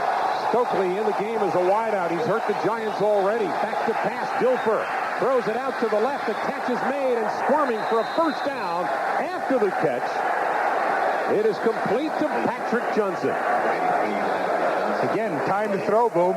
They protected him pretty well. He's able to find the underneath, make the throw. And he threw it nicely. He threw it decisively. It didn't look like he let it go and was wondering where it was going to come down. It was a nice throw by Chencho for that time. But, again, we were talking about the defenses. Everybody has pretty much shown up for the Giants with the exception of Jason Sehorn. I mean, he blew 3 coverages.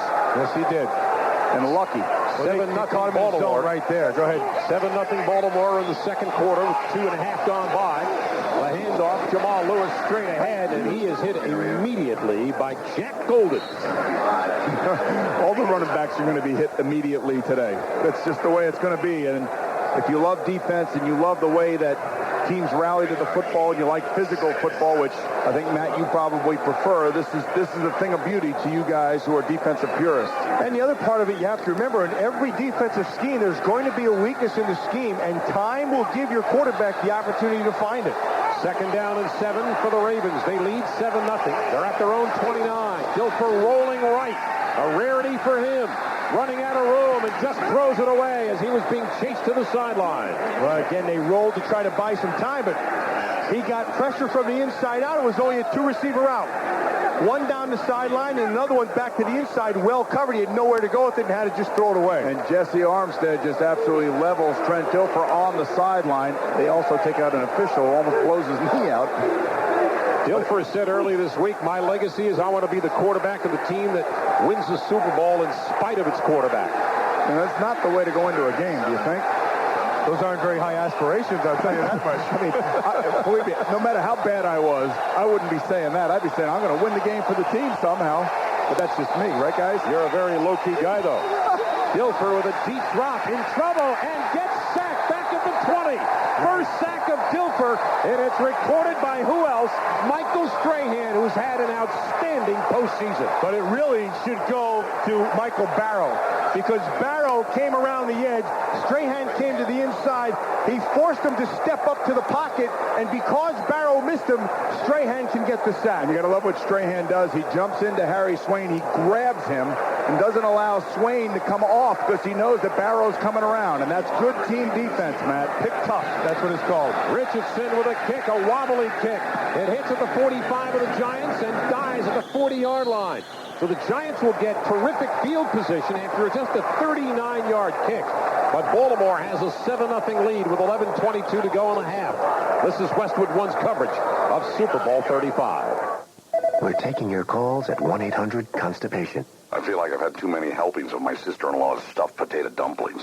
I feel like a hippopotamus in a zoo. They're describing how bloating constipation makes them feel. And if you sometimes feel the same when you're constipated, FiberCon is for you. FiberCon's natural action of fiber relieves bloating constipation. And FiberCon caplets are more convenient than fiber powders you have to mix. FiberCon made me feel like myself again. Be regular. Be yourself. It's easy with FiberCon. Use only as directed. Hi, this is Craig Way. To tell you once more that Sprint PCS offers great deals on Sprint PCS digital phones. They ought to. Sprint PCS offers the only all-digital, all-PCS nationwide network that they themselves built from the ground up, serving more than 300 major metropolitan areas. I should know I've used my Sprint PCS phone in nearly all of those major metropolitan areas. You can really tell the difference. Take it from me and try Sprint PCS. It is, after all, the clear alternative to cellular. Swing, and it's done it again. Woo! 70 home runs. I traded off every hit, every home run, every record to know that every child is safe. A new home run champion, Mark McGwire. Please help Yahoo support the Mark McGwire Foundation for Children, dedicated to preventing child abuse. Go to yahoo.com and search McGwire. Keep track of the big game with in-game stats and scoring from SuperBowl.com. Every stat, every angle exclusively at SuperBowl.com, the official site of Super Bowl 35, powered by CBS Sportsline.com. Well, the Baltimore defense has allowed only 165 points this year, breaking the record of 187 by the 86 Bears. Also, Tennessee yielded just 191 points, third fewest all time. As a matter of fact, whoever wins this game will have given up the fewest points of any Super Bowl winner in history. Well, you know, the interesting thing is we only had a 39-yard punt by Richardson. And that's probably because he's tired. That's part of the game plan. Wear the punter out. Wear him down, baby. 11 punts in this game already. 7-0 Baltimore. Collins rolling right. Being chased from behind is a flag down, and Collins runs out of room as he was being chased by Sam Adams from the backside. Yep. We're going to get holding against Baltimore, I think, in the secondary. Yeah, well, it's on the linebacker back underneath. It's Cornell Brown who got his hands on Ike Hilliard underneath. You can get a jam at 5 yards. You just can't get a grab at 5 yards. They were going to roll that back out. I like the adjustment here, Boom. They're not handling the inside rush, so they're rolling them out to the outside. Flag is against Baltimore. Defensive holding, automatic first down for the Giants. We have 11:15 to play in the half, and the Ravens have a 7-0 lead. And I agree with you, Matt. First down, throw the football. They're not having any success whatsoever running it up in the middle. And I have to believe, by watching the way the offense has tried to do it for the Giants, they think that they're going to put it in Kerry Collins' hands and let him throw the football. They have kind of consciously stayed away from Amani Toomer, the Giants, for whatever the reason. Their wide receiver, their big receiver, Collins back, looks right, in trouble, gets away, and just throws it away. There's a flag down. We may get another holding call against Baltimore's secondary. That's exactly what you're going to get, and it's down against... Is it against Starks, right? Yeah, that was a smart play by Collins. He kind of saw what was going on. He just threw it. And you take a shot. If you have time to see that and see it happening downfield developing for you, why not give it a shot? Well, the thing is, he wasn't really getting much time. He had to avoid a rush and just took a step. And actually, he just threw it. He didn't see what the heck was going on. Sam Adams beat the guard like a drum. Oh, you can see exactly what Starks just runs right into Ike Hilliard as he's trying to get down the field. And many of us think this is the best way to go after the Ravens. Just keep throwing it downfield. Maybe it's a big play by your receiver. Maybe it's a great throw by your quarterback. It also can be an interference or a penalty downfield against one of these defensive backs of the Ravens. 2 bumps in a row. They picked up 10 yards. They still have first down. Yep. And they haven't done anything offensively. At the 50-yard line, that's 5 penalties. First time for the Giants to the 50-yard line. Hilliard in motion. The pitch wide to Barber. The reverse to Hilliard. The pitch back to Collins. Looking deep. Throws deep down the right. A jump ball. They jump up for it. It is incomplete. And even if it were complete, it would have been out of bounds. Nicely done by Michael McCrary. Good discipline of the defense. They tried to go a double reverse and then throw it back to Collins. McCrary stayed as deep as the deepest, and because he was there, he forced Collins to throw the ball a little sooner than he had to.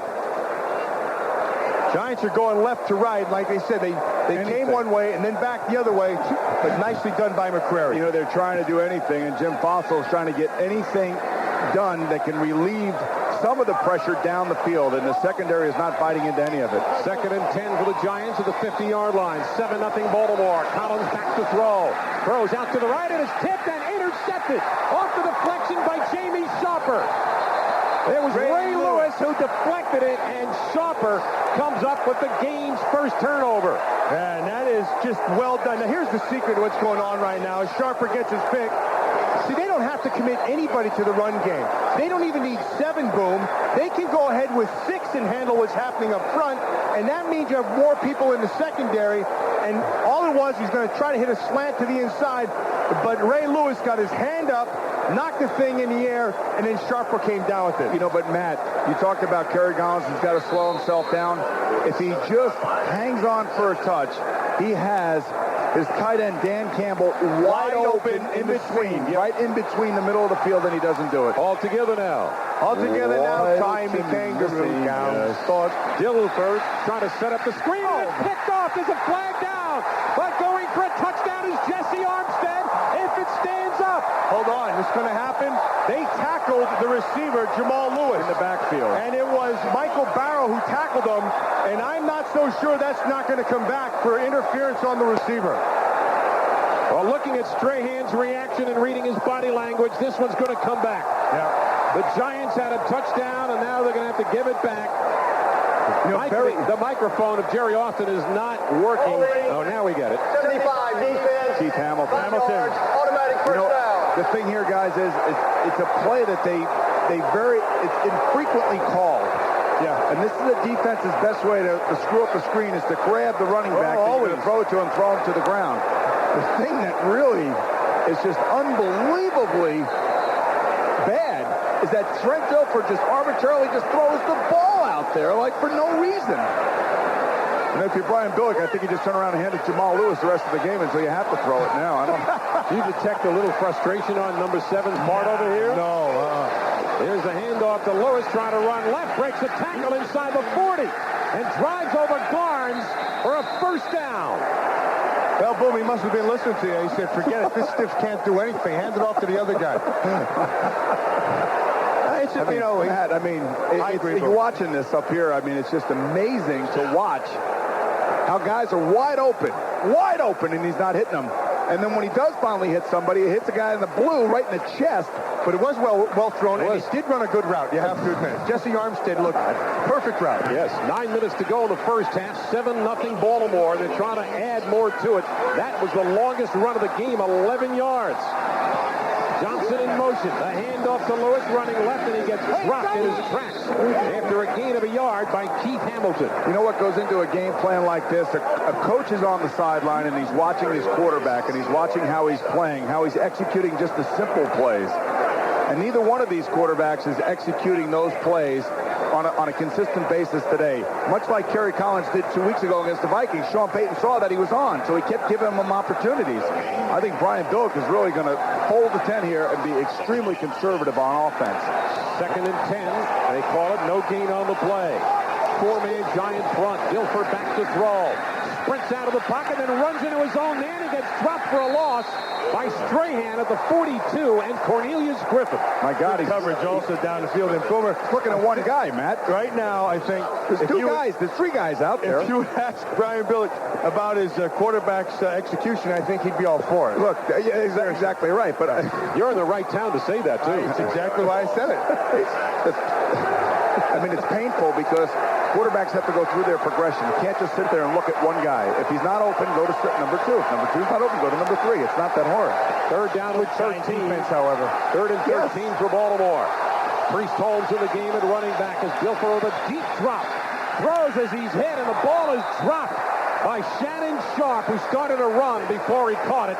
And so the Giants dodge a little bit of a bullet, and the punting unit will come on as Hamilton had pressure on Dilfer. Nice job by the Giant defense in the zone, but more importantly, they're getting pressure on Dilfer with only 4 people, and that's important. And if you looked real close, you could see that Shannon Sharp was talking to the ball and it was coming to him.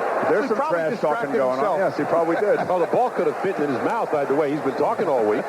Well, I shouldn't be frustrated because I talked about this all week, that each one of these quarterbacks are going to have failures during the game. It's just that I couldn't believe that they're having the type of failures that they're having. Richardson to punt to Tiki Barber and sends this one airborne.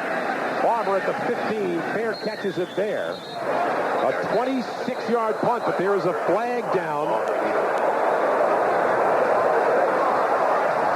And it's against the Giants. Well, we have a 7-0 Baltimore lead. Number 25 during the kick. Half a distance to the goal. First down. Well, the penalty is on the Giants. And so instead of the 15-yard line, it'll be about the 7.5. It's Ramos McDonald that's called for the flag. 7-0 Baltimore with 8:24 to go, first half. You're listening to exclusive coverage of Super Bowl 35 on Westwood One.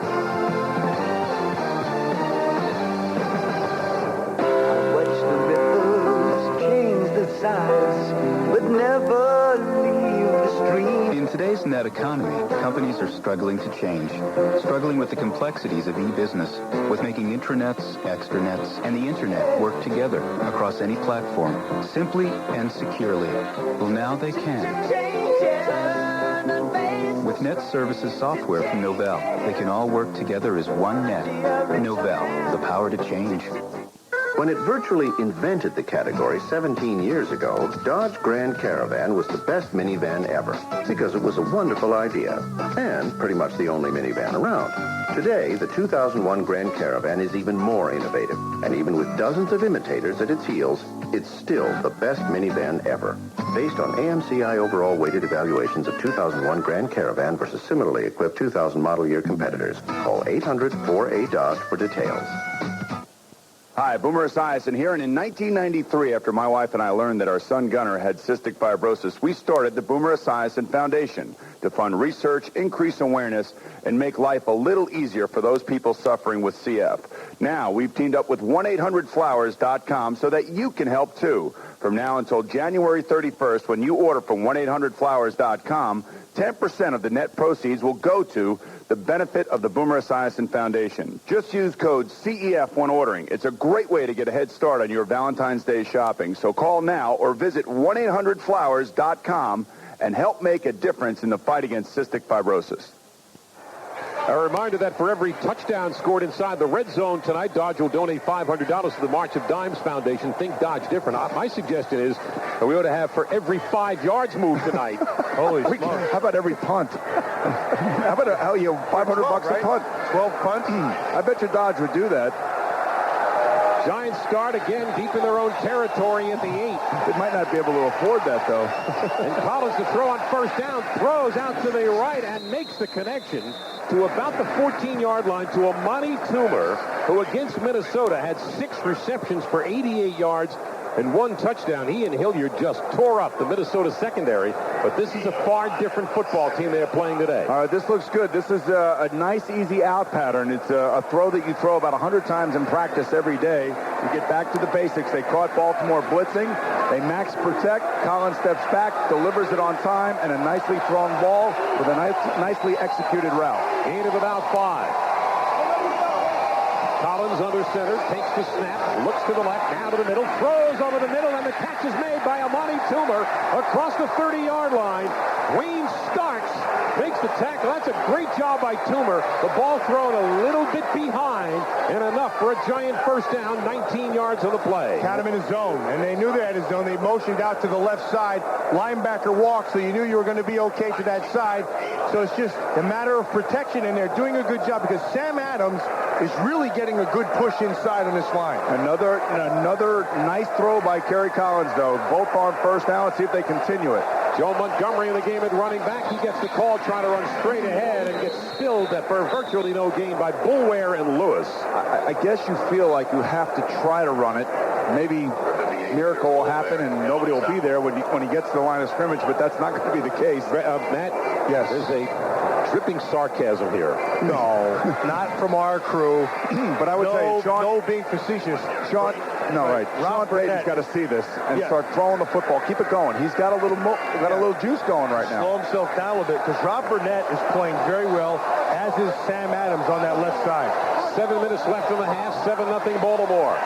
Giants 2nd and 10 at their own 32-yard line. Big push up the middle. Collins throws and connects to his tight end, Howard Cross, the only remaining Giant from Super Bowl 25. I like going to your tight end. Once you start getting a tight end involved, starts holding those backers and that safety, now Howard Cross isn't going to beat you, but he can give you 5 yards like this and create this 3rd and short. Gain of 8 on the play. 3rd down's the quarterback's down, and one of the reasons I don't like to run on first down is because, you know what? You're not getting anywhere. It's almost like you're giving a down back to the defense. 3 wides for the Giants now. Collins sends Toomer in motion to the right. Ravens showing blitz. They get some contact. There's contact up the middle from Sam Adams. If it's against the Ravens, it's a first down for the Giants. All right, Matt, this is what I love. Kerry Collins using a long count, trying to get somebody off sides, and I think it works this time.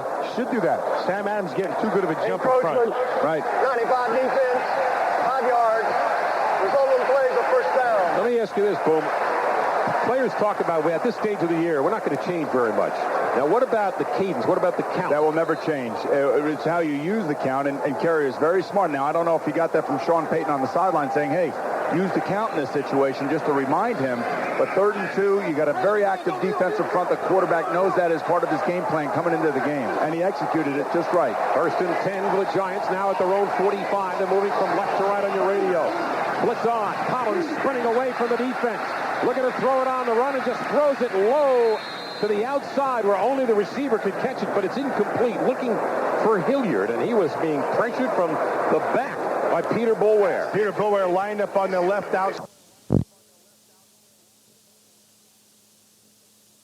And then forces Collins back out to the right side. puts them on the run, only to force that incompletion. 2nd and 10 now for the Giants at their own 45. 5:41 left first half. 7-0 Baltimore. And an empty backfield on 2nd down. I like it, Howard. 4-man front for Baltimore. Collins, a blitz on, throws and connects. After a first down for the Giants in Baltimore territory, Rod Woodson with a tackle on Ike Hilliard, and the Giants for the first time today are in Baltimore territory. All right, this is the Giant offense that we saw executing against the Minnesota Vikings 2 weeks ago. 2nd down, spread them out, 5 wide, put Kerry Collins back in the shotgun so the blitz can't get to him, and he sees it. It's right in his face. He knows he's going to get hit as he releases the football. Another nicely thrown ball and a nice catch by Ike Hilliard. Tough catch over the middle. Yeah, they spread him out like you said to him, and they brought the blitz inside, but he's back in that shotgun and can see it. Campbell, the tight end in motion. Collins back to throw again.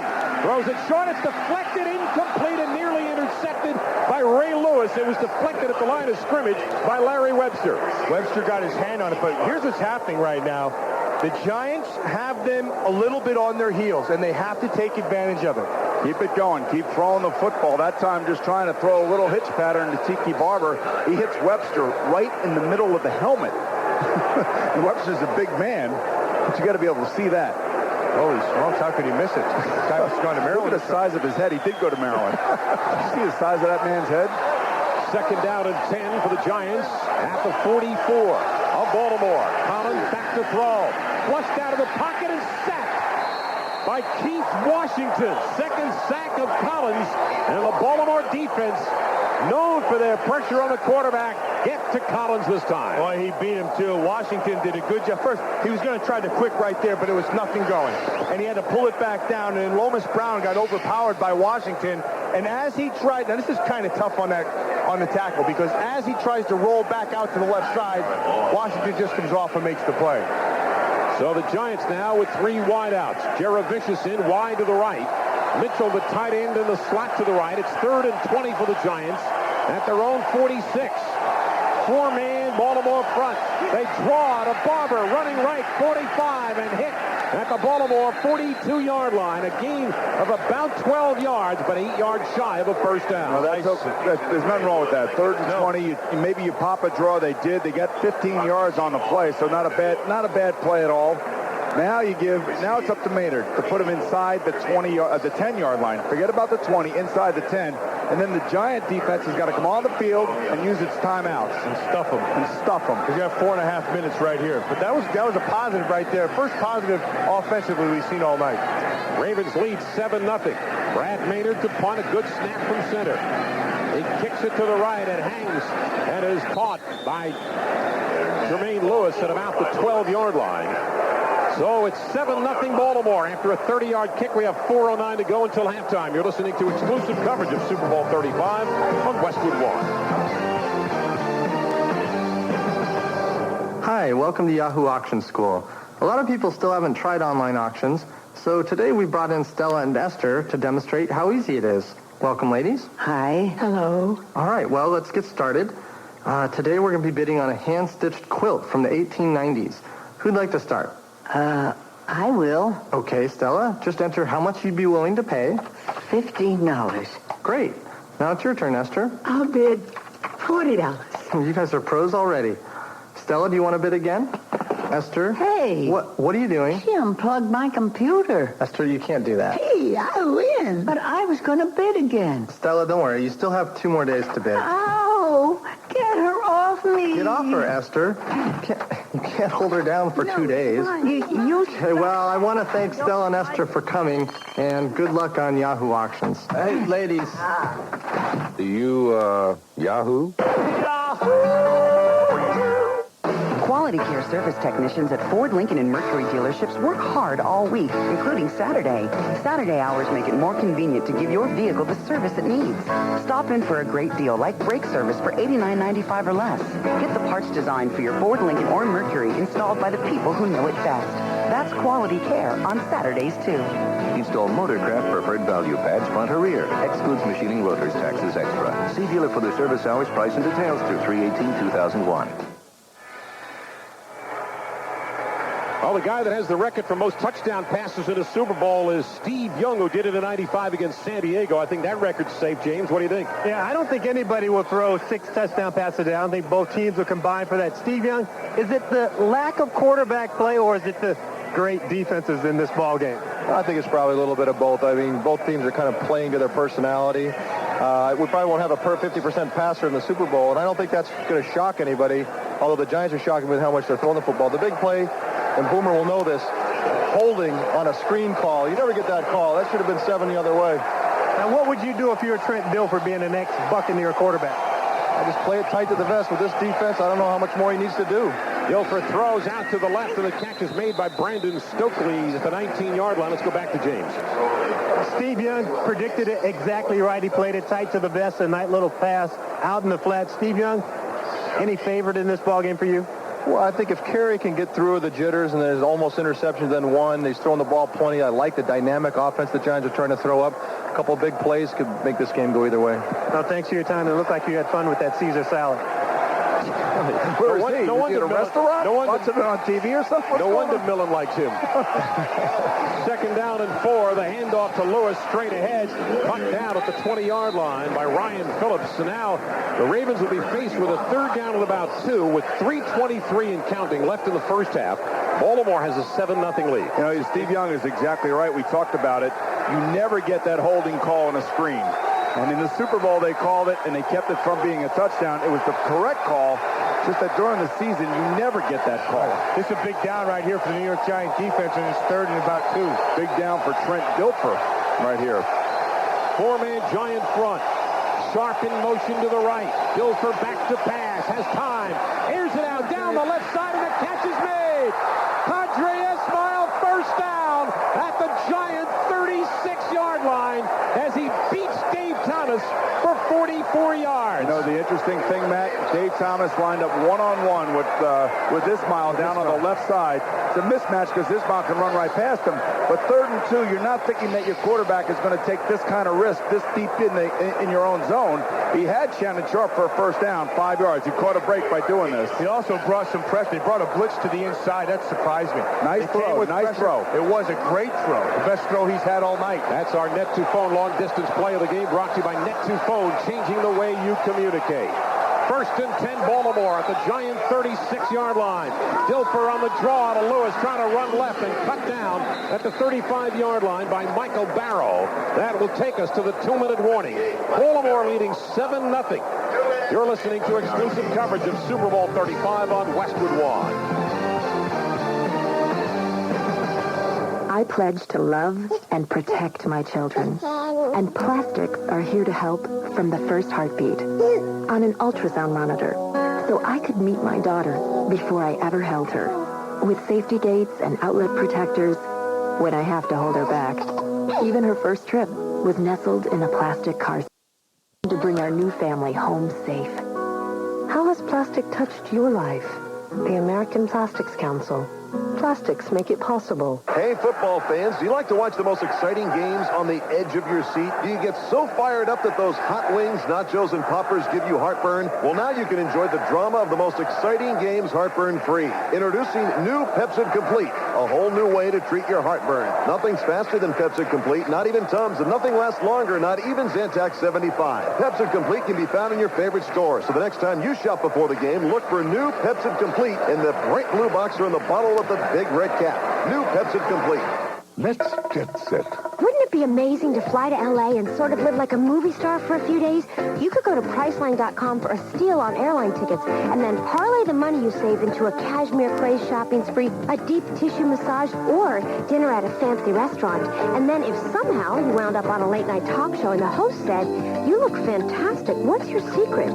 You'd say, "Oh, discount designer airfare." Name your own price and save. Priceline.com. The whole idea behind redesigning the all-new Dodge Caravan was to build a vehicle that is, given all sorts of choices, the one you'd choose for a long trip with a bunch of friends. And a big part of that was to make it so quiet that hours pass without fatigue. So quiet that conversations get carried on without strain.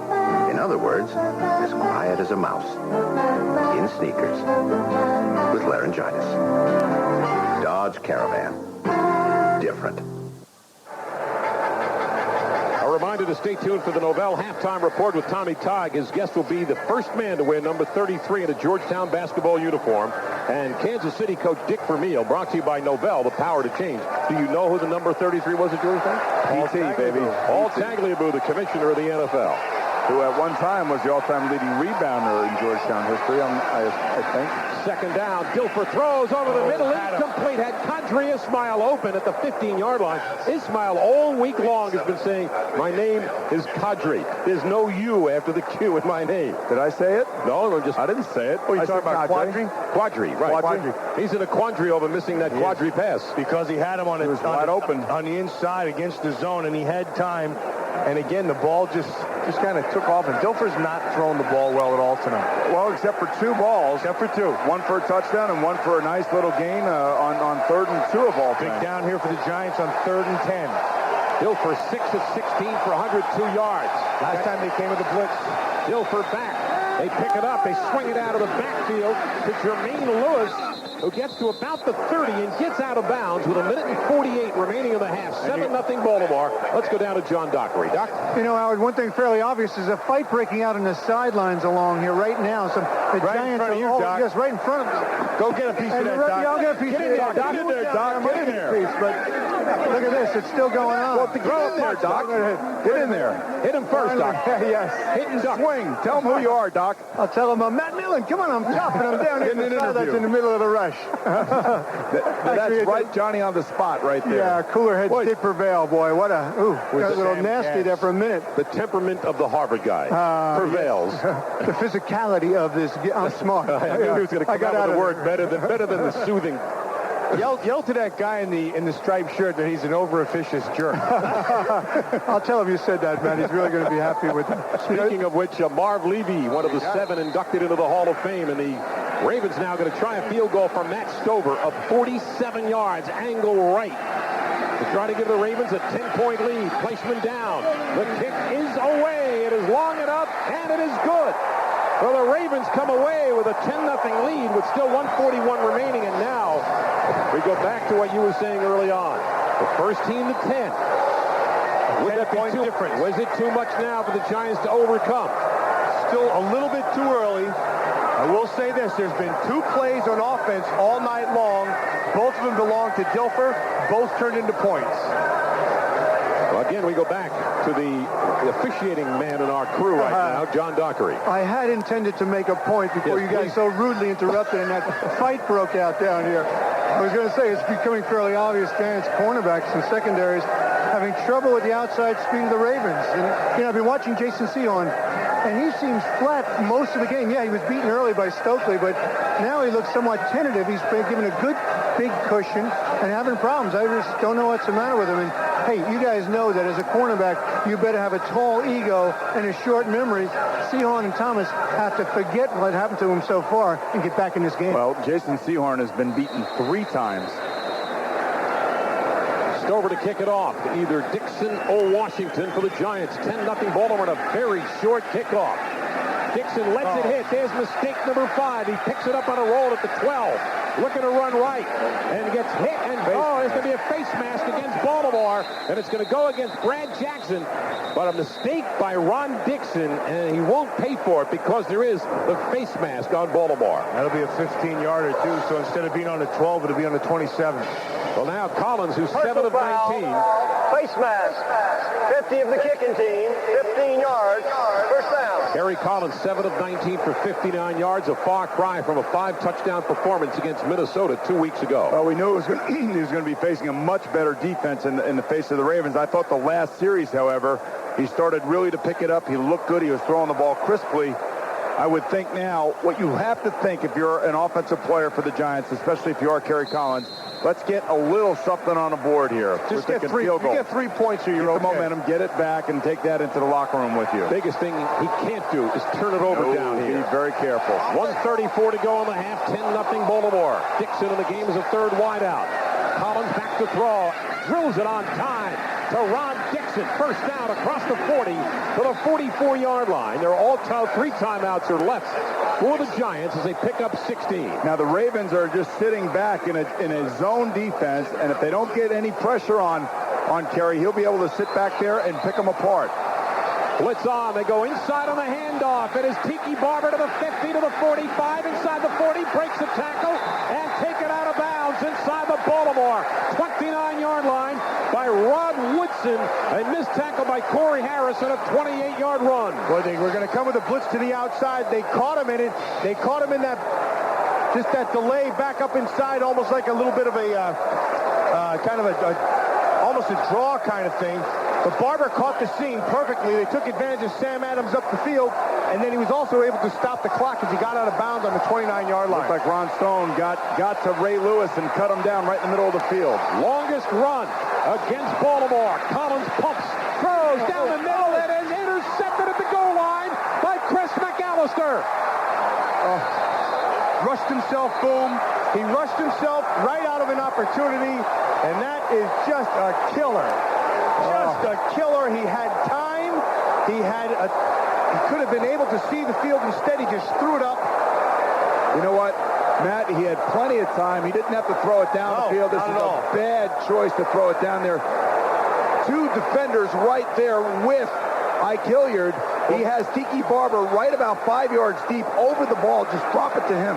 Yeah, he had him. He was going to take a shot. Kim Herring, the free safety, was reading the whole thing. McAllister ran with him perfectly, and that was one stupid throw. It was a bad throw by Kerry Collins. There's no question about that. I mean, Tiki Barber is right in front of him, 5 yards deep. Don't be a pig down here. Just take what they give you, and Kerry didn't do that. So Dilfer from his own 4-yard line hands it off to Lewis and gets around the corner. Flag is down. Lewis at the 20, and Jason Sehorn wrestles him down, but there was a flag back at the line of scrimmage. It's going to be I think it's going to be against the Giants. You remember Chris McAllister, last game of the regular season, just before halftime. Then he Testaverde hit McAllister right on the numbers, and he went 98 yards for a touchdown. First down. Well, they had him take a pinch on the Giants are defending left to right. The right defensive end, Cedric Jones, bounced to the inside. Sam Garnes got pinned, and there was nobody on the edge. Jamal Lewis bounced it to the outside and picked up a first. That's 20 yards on the run. 47 seconds to go till halftime. 10-0 Baltimore. Go play action there. Dilfer hands it off instead to Lewis into the heart of the line for very little. If it's the inside word you need, Sportsline's award-winning NFL writers will have it. Get the inside scoop with exclusive columns and insight located only at cbs.sportsline.com. Of course, you remember, Ravens led the league at 49 takeaways this year. You know what's really interesting here is that Brian Billick is more than happy with the lead that he has. Sure. More often than not, your quarterback, you're going to put him in a position to be able to run a 2-minute drill. They have plenty of time to be able to run something from this point. And they're going to be content with letting the time run out. This half is over, boys, and they come in with a 10-point lead with that defense. They like their chances. Now, keep in mind, in both Super Bowl wins that the Giants have had, they've been behind at halftime both times. But this tells you what the coach thinks of his quarterback. Last year, Tennessee was shut out in the first half and trailed 9-0. Right now, Baltimore has a 10-0 lead. A 38-yard touchdown to Brandon Stokely from Trent Dilfer. And the field goal by Max Stover. 10 teams have been shut out in the first half in Super Bowl history. Most recently, the Titans I mentioned last year. None have come back to win. It's 10-0 Baltimore as we throw it back to Tommy Tighe. Tommy? Okay, Howard, when we return, the NFL Commissioner, Paul Tagliabue, in mere moments. You're listening to exclusive coverage of Super Bowl 35 on Westwood One.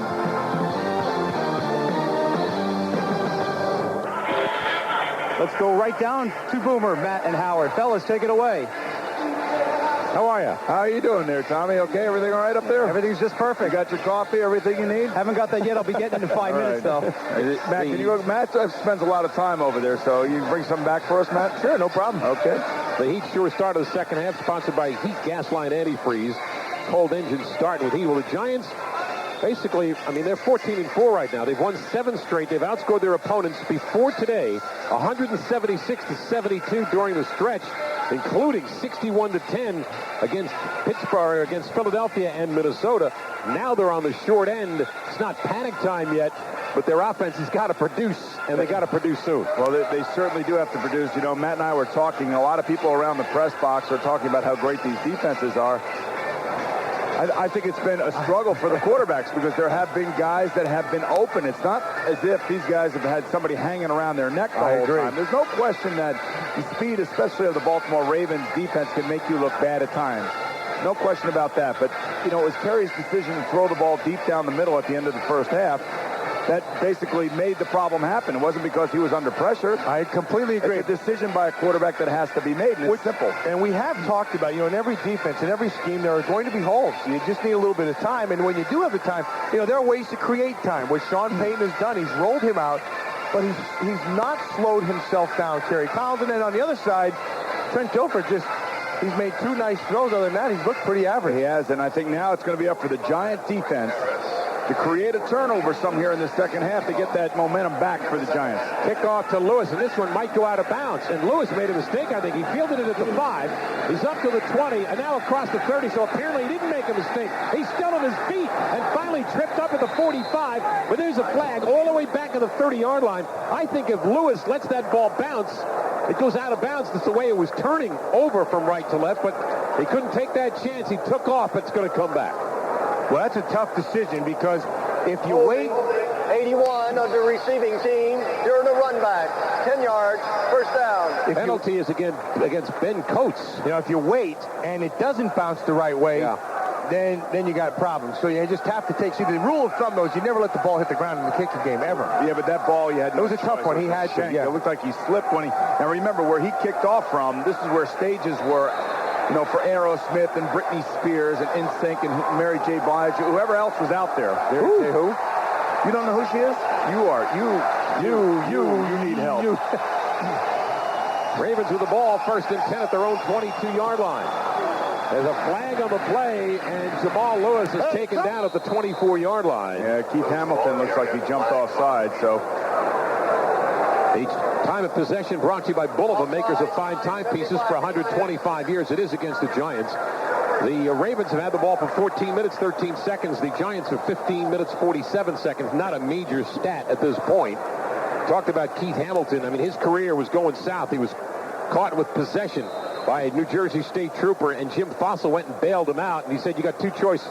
You can either continue to go along this road, or you can stop right now before you cost yourself the rest of your life. And Fossil's had an impact on Keith Hamilton turning his life around. 1st and 5, Baltimore at their own 27-yard line. Dilfer with a quick drop throws the bullet, and a terrific catch is made by Brandon Stokely for a first down. That was a nice catch. It was a little slant pattern, and what is really alarming about this, if you're a Giant fan, is that Jason Sehorn was off about 10 yards, Matt, which is not, it's no man's land for a defensive back. But there's a reason why you do that, though. Put 2 of them. They came with a blitz to the outside. You know you're going to have pressure. Sometimes you sit back so you can drive that ball. But they made the slant to the inside. He really had no shot. Yeah, but my point was he's not even driving the ball. Right. I mean, Stokely was wide open. 1st and 10, Baltimore at their own 35. They lead 10-0. Just he had begun the 3rd quarter. Jamal Lewis into the heart of the Giant line. And the blue shirts surround him at the 37-yard line. You just tuned in. The Ravens scored the game's only touchdown, a Brandon Stokely touchdown reception from Trent Dilfer of 38 yards. And then Matt Stover delivered a field goal of 47 yards, and that's the only scoring in the game. Well, we said the first series of this 3rd quarter, both teams offensively, will let you know exactly where they're at. 2nd down and 8, Baltimore. Moving from right to left on your radio. A 5-man Giant front. Dilfer back to throw. Swings it out of the backfield to Jamal Lewis. And he is hit hard at the 42-yard line by the Giants' Mike Barrow. It is about 3 yards shy of a first down. Cornelius Griffin also in on the play. I like this kid, Jamal Lewis. I like his hands out of the backfield. When he doesn't dance at the line of scrimmage, he's a lot more effective. He's a big, thick kid. I think he can be pretty good. He continues to improve the way he has through the season. Heck, he had 1,300 yards this year. Doesn't look like much from Trent Dilfer, but he was having problems with that throw earlier in the game. That time he delivered it decisively and threw a nice ball. Emmanuel McDaniel of the Giants secondary on third down at about 4. Dilfer takes the snap, drops straight back to throw, sets up, gets hit, and sacked back at the 33 by Michael Strahan, his second sack of Trent Dilfer. I'll tell you one party that is playing on the Giant defense, and that is Michael Strahan. He's been in the backfield the whole night, Matt. Yes, he did. That was an excellent job just coming off that left side. Again, he's working against Harry Swain. He's able to beat him, but the reason he's able to get there also was because there was good coverage down the field. They were going to try to throw a 15-yard route, it looked like, and to hold on to it, and it looks like Dilfer's hurt. He's had his problems with injuries. You all know about that. Here's a snap to the punter, Richardson, and he delivers a beauty. Tiki Barber backpedals and fields it at the 17-yard line. Tries to turn the corner on the right side, gets to the 20, gets a crushing block. But because he ran out of room, it didn't help an awful lot. Might have just sent a message, however. Brandon Short just got Brad Jackson. You know, the interesting thing, when you go from one side of the field to the other, you got to keep your head on a swivel if you're a defensive player. And that time, my goodness, he got laid out. 51-yard punt, a 5-yard return. It's 10-0 Baltimore. This is Westwood One's coverage of Super Bowl 35. Expressing yourself to the one you love can be hard to put into words. So this Valentine's Day, put your words into action with something new from the Adult Video Megaplex. Make your choice from our expanded novelty section filled with Kama Sutra products, massage oils, and toys guaranteed to take your love to the next level. Browse over 11,000 square feet of grown-up fun or ask our staff for assistance. At the Megaplex, our customers always come first. Choose from a selection of over 50,000 DVDs, videos, novelties, and magazines hot off the presses. You're sure to find what your heart desires. And remember, every Tuesday, rent 2, get 2 free. And any day of the week, rent any video for 5 days for $5. The Adult Video Megaplex, helping you put your love into action, not just on Valentine's Day, but every day of the year. Just south of William Cannon off I-35. Today's broadcast of Super Bowl 35 intended solely for the private, non-commercial use of our audience. Any reproduction, retransmission, or other use of the broadcast without the express written consent of Westwood One of the National Football League is strictly prohibited. With Matt Millen, Boomer Esiason, John Dockery, and James Lofton, I'm Howard David. You're listening to Super Bowl 35 on CBS Radio Sports. And Westwood One, the Giants on offense, Jim Fossil, who started in the NFL as an assistant to the Giants back in '91 as a quarterbacks coach, went to Denver as the offensive coordinator and then the quarterback coach of the Raiders, and then was the offensive coordinator with the Arizona Cardinals, and had a left-handed quarterback named Boomer Esiason that he helped rejuvenate to a 500-yard performance one day. Well, it'll be interesting to see here what he decides in the second half. We talked about the strategy problems that he's going to have, and he was going to hold the keys to this football game. And I would think now, after watching this first half, throw the football and give Terry Collins more opportunities. 4-man front for Baltimore defensively. Collins hands it off to Barber, trying to run straight ahead for about 3, where he runs into Sam Adams, who's on his way to his first Pro Bowl. Let's go down to John Dockery. Hey, you know, Howard, I'm just walking off the field with number 8 in his white uniform. Trent Dilfer is leaving the field. They're taking him into the locker room. Something to do with his left hand, his left arm. We will keep you posted. Well, that would be a major turn of events, except if the Giants don't put any points on the board. It may not mean very much. Well, now they're really turning it over to their defense. Second down, about 7 for the Giants from their own 23. Hilliard in motion to the right. Collins play action, back to throw. Steps up and takes off across the 25 and slides down at about the 29-yard line, where Jamie Sharper touches him there. He's going to be about 3 yards shy of a first down. You know what I see here, Matt, is Kerry's dropping back after a play action, trying to find 1 or 2 guys. He's unable to pick up his third receiver. This time, Tiki Barber's in the flat. All he has to do is step up and just drop it off to him. He's eyeballing. He is eyeballing. He's got horse blinders on, it looks like. He's just looking down the center of the field. Giants are 0 for 7 on third down plays. They have it 3rd and 3. Ravens with a 5-man front.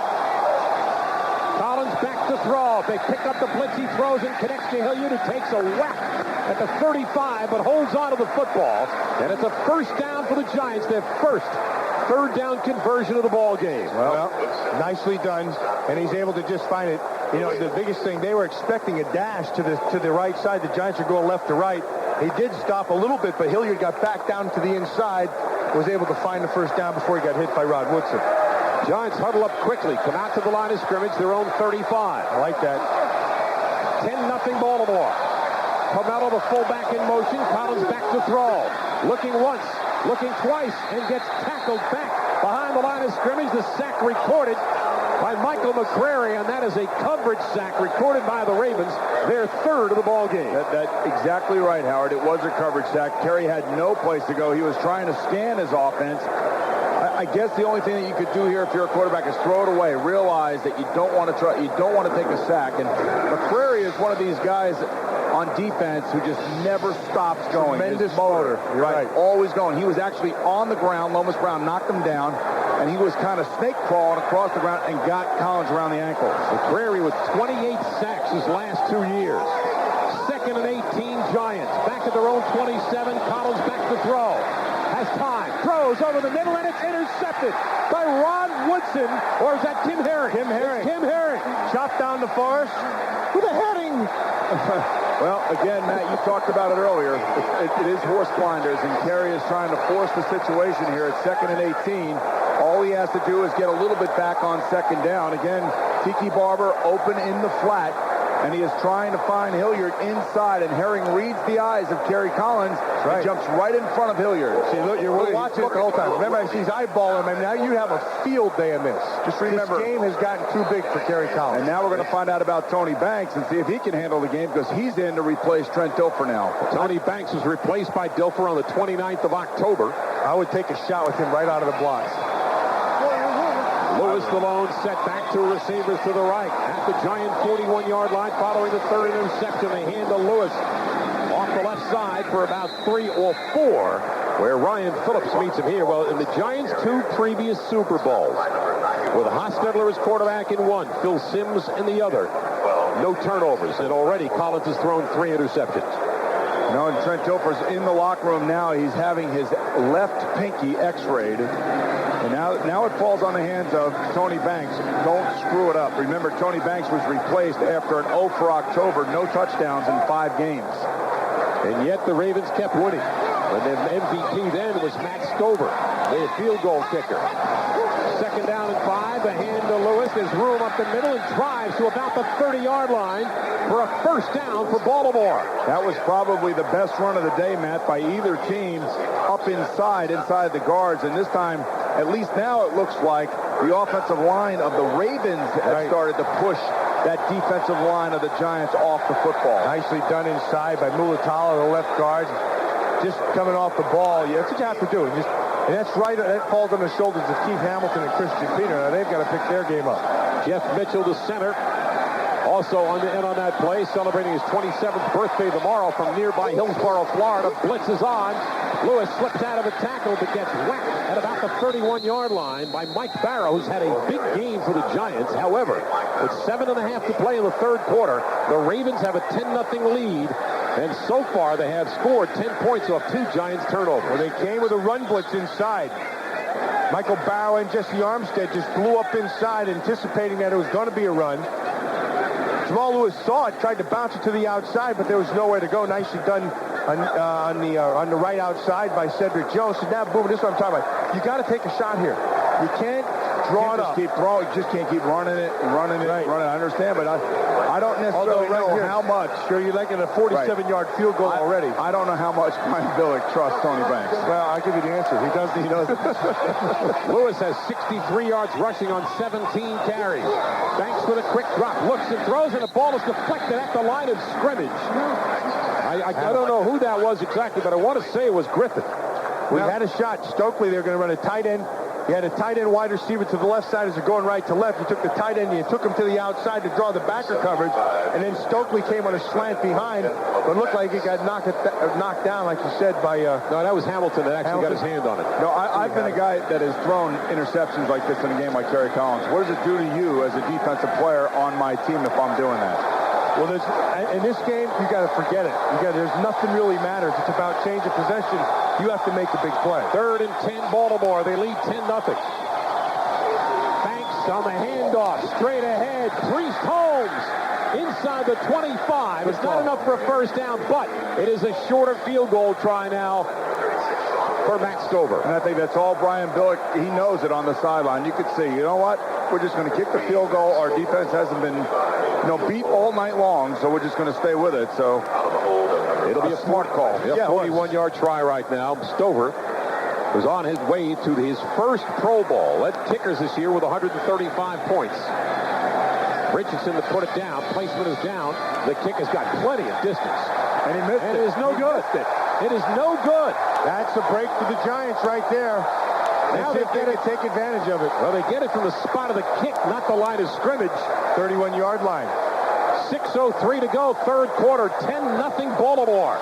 This is Westwood One's coverage of Super Bowl 35. Listen up, this is your mouth talking. Lately, you've been giving me a lot of lip. You know, like cold sores? Now, I don't mean to complain, but mouths don't like cold sores. So get some Herpes-L. You see, Herpes-L's not just lip service. Herpes-L is real medicine with a skin protectant that helps aid healing, emollients to keep your lips from painful cracking, and SPF 36 to help prevent cold sores from forming. So, listen to what your mouth is telling you. No more cold sores. Get real medicine. Herpes-L. Use only as directed. Keep in touch with friends and family this holiday season with Sprint PCS and Pinky's Wireless. Get anytime, anywhere, long distance, just $34.99 a month for 1,500 clear wireless minutes. Stop by any one of Pinky's Wireless 13 Austin locations to receive 250 anytime minutes plus 1,250 night and weekend minutes. And because all minutes include long distance from anywhere on the Sprint PCS nationwide network, you can reach out to friends and family wherever they are. Sprint PCS gives you even more savings with a $100 mail-in rebate on any 2 new Sprint PCS phones or a $30 mail-in rebate on 1 phone. Go buy any Pinky's Wireless and activate your new phone on a Sprint PCS free and clear plan starting at only $29.99 a month. And check out these great Sprint rebate offers or call 44-PINKY, but hurry. These offers end December 31st. Sprint PCS, built the only all-digital, all-PCS nationwide network from the ground up for clearer calls, serving more than 300 major metro areas. Don't trust your holiday calls to anyone else but Sprint PCS and Pinky's Wireless. Restrictions apply. See printed material for details. For the first time in Super Bowl history, you, the fans, get to cast a deciding vote for tonight's MVP. Log on to SuperBowl.com and vote. Powered by CBSSportsline.com. SuperBowl.com, the official site of Super Bowl 35. Trent Dilfer has come running out of the locker room, and I expected at some point in short order we'll hear from John Dockery, and he'll tell us about Dilfer's condition. He went in. Let's go to John. Howard, I just followed him out of the locker room where everybody was under there. They took x-rays. They went into the locker room with him, checked it. He was asked how he was feeling. He was in pain. Said, was it broken? He said, I don't know. I'll tell you after the x-rays. Obviously, he's back out. We'll keep you posted. Collins back to throw and hits Kiki Barber for a very short pickup out in the flat, where he is dropped by Chris McAllister, who has 1 interception, one of the 3 thrown by Kerry Collins in this game. You know, we talked about it before the game, Matt. I'll reiterate it again. We talked about the quarterback with the ironclad stomach as we watch the Giants go to their 2-minute hurry-up offense. I like this. Kerry Collins has got to have that stomach right now. He's just got to forget everything that he's already done and see if he can manufacture some points. Collins throws, and Hilliard catches and then fumbles it. And the Ravens have recovered it at the 50-yard line, or is it incompletion? No, it was, I don't know. I thought it was a completion. 2 feet came down. It should be a fumble. Well, they'll review it if nothing else. They're calling it an incompletion. Well, this is ruled incomplete. Incomplete pass. This would be interesting to see whether or not Brian Billick decides to review this. Well, this will be a 3rd down, 3rd and 10. 1-2. He's got the ball. Down. That's a catch. Yes, it is. Catch and a fumble. I'm the Giants. I make this play in a hurry. Otherwise, Billick's going to throw that little red flag out there. Well, they're in their 2-minute offense. There's no question. And the thing about it here is that they can look at it on the big screen because they're showing it on the big screen here in the the stadium, and Billick doesn't do it. Can't challenge now. Collins throws. Barber catches, slips a tackle, but is brought down hard at the 38-yard line. And that's why he let it go, because it was 3rd and 10. They haven't done anything all day. Forget it. Turn it over to your defense. The stiff will take care of it himself.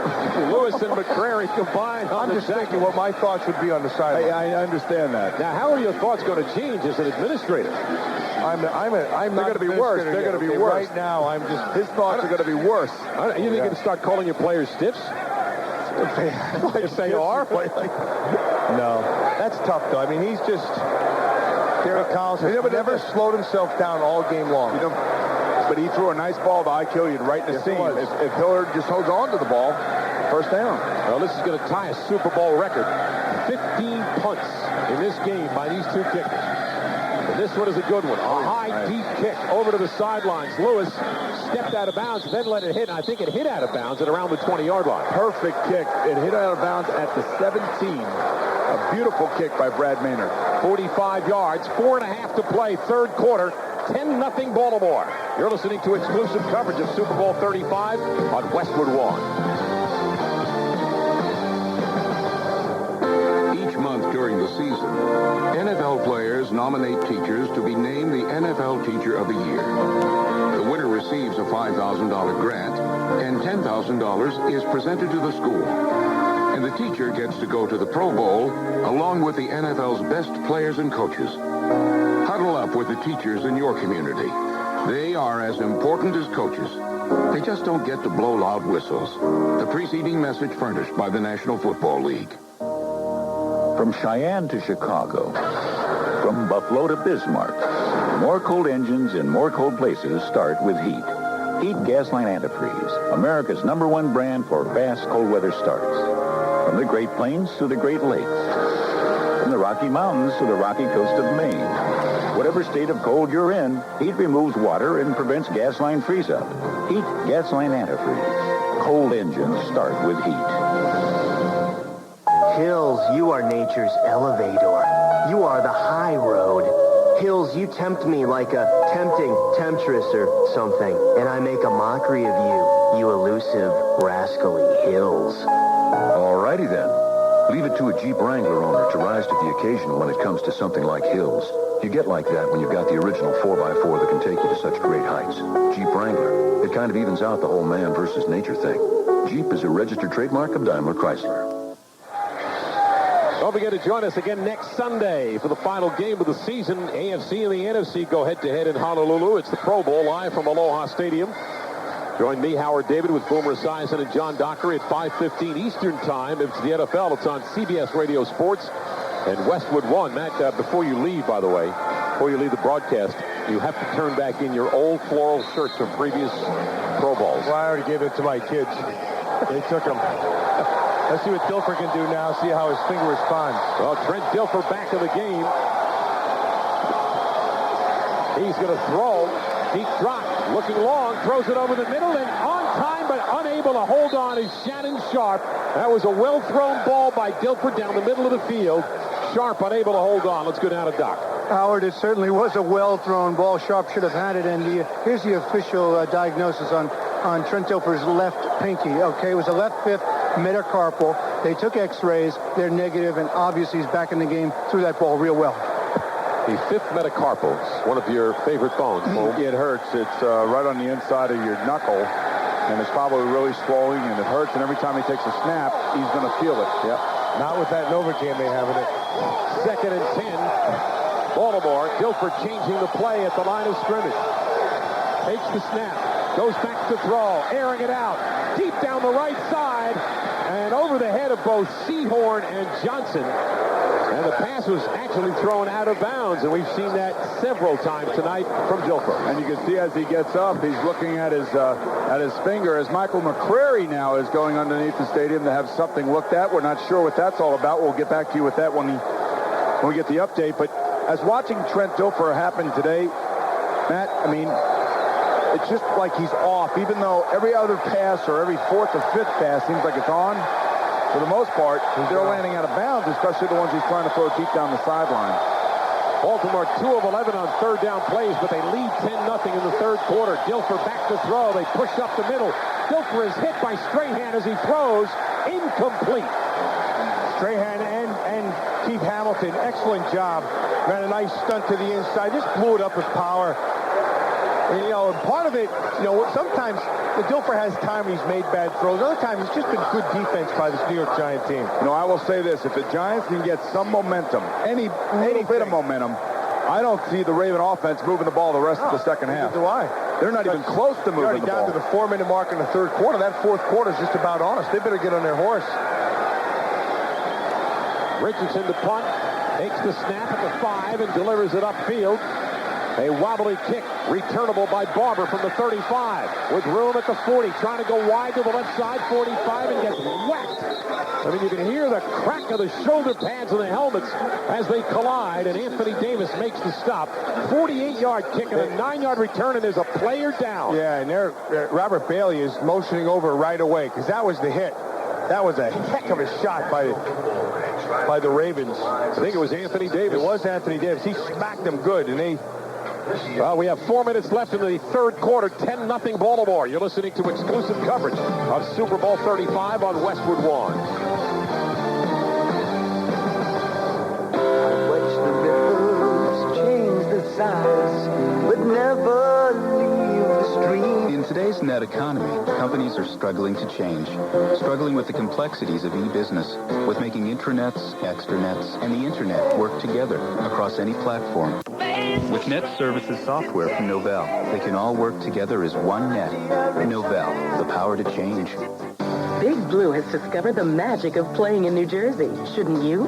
Stroll along white sand beaches, feel like a pro on plush green fairways, explore the path of the American Revolution by day, or catch the excitement of Atlantic City by night. Just make sure to leave time for some world-class shopping and 5-star dining. New Jersey, it's your ticket to the perfect vacation. For your free travel guide, call 1-800-VISIT-NJ, extension 1944. That's 1-800-VISIT-NJ. New Jersey and you, perfect together. I love the family road trip, all of us together on this big adventure.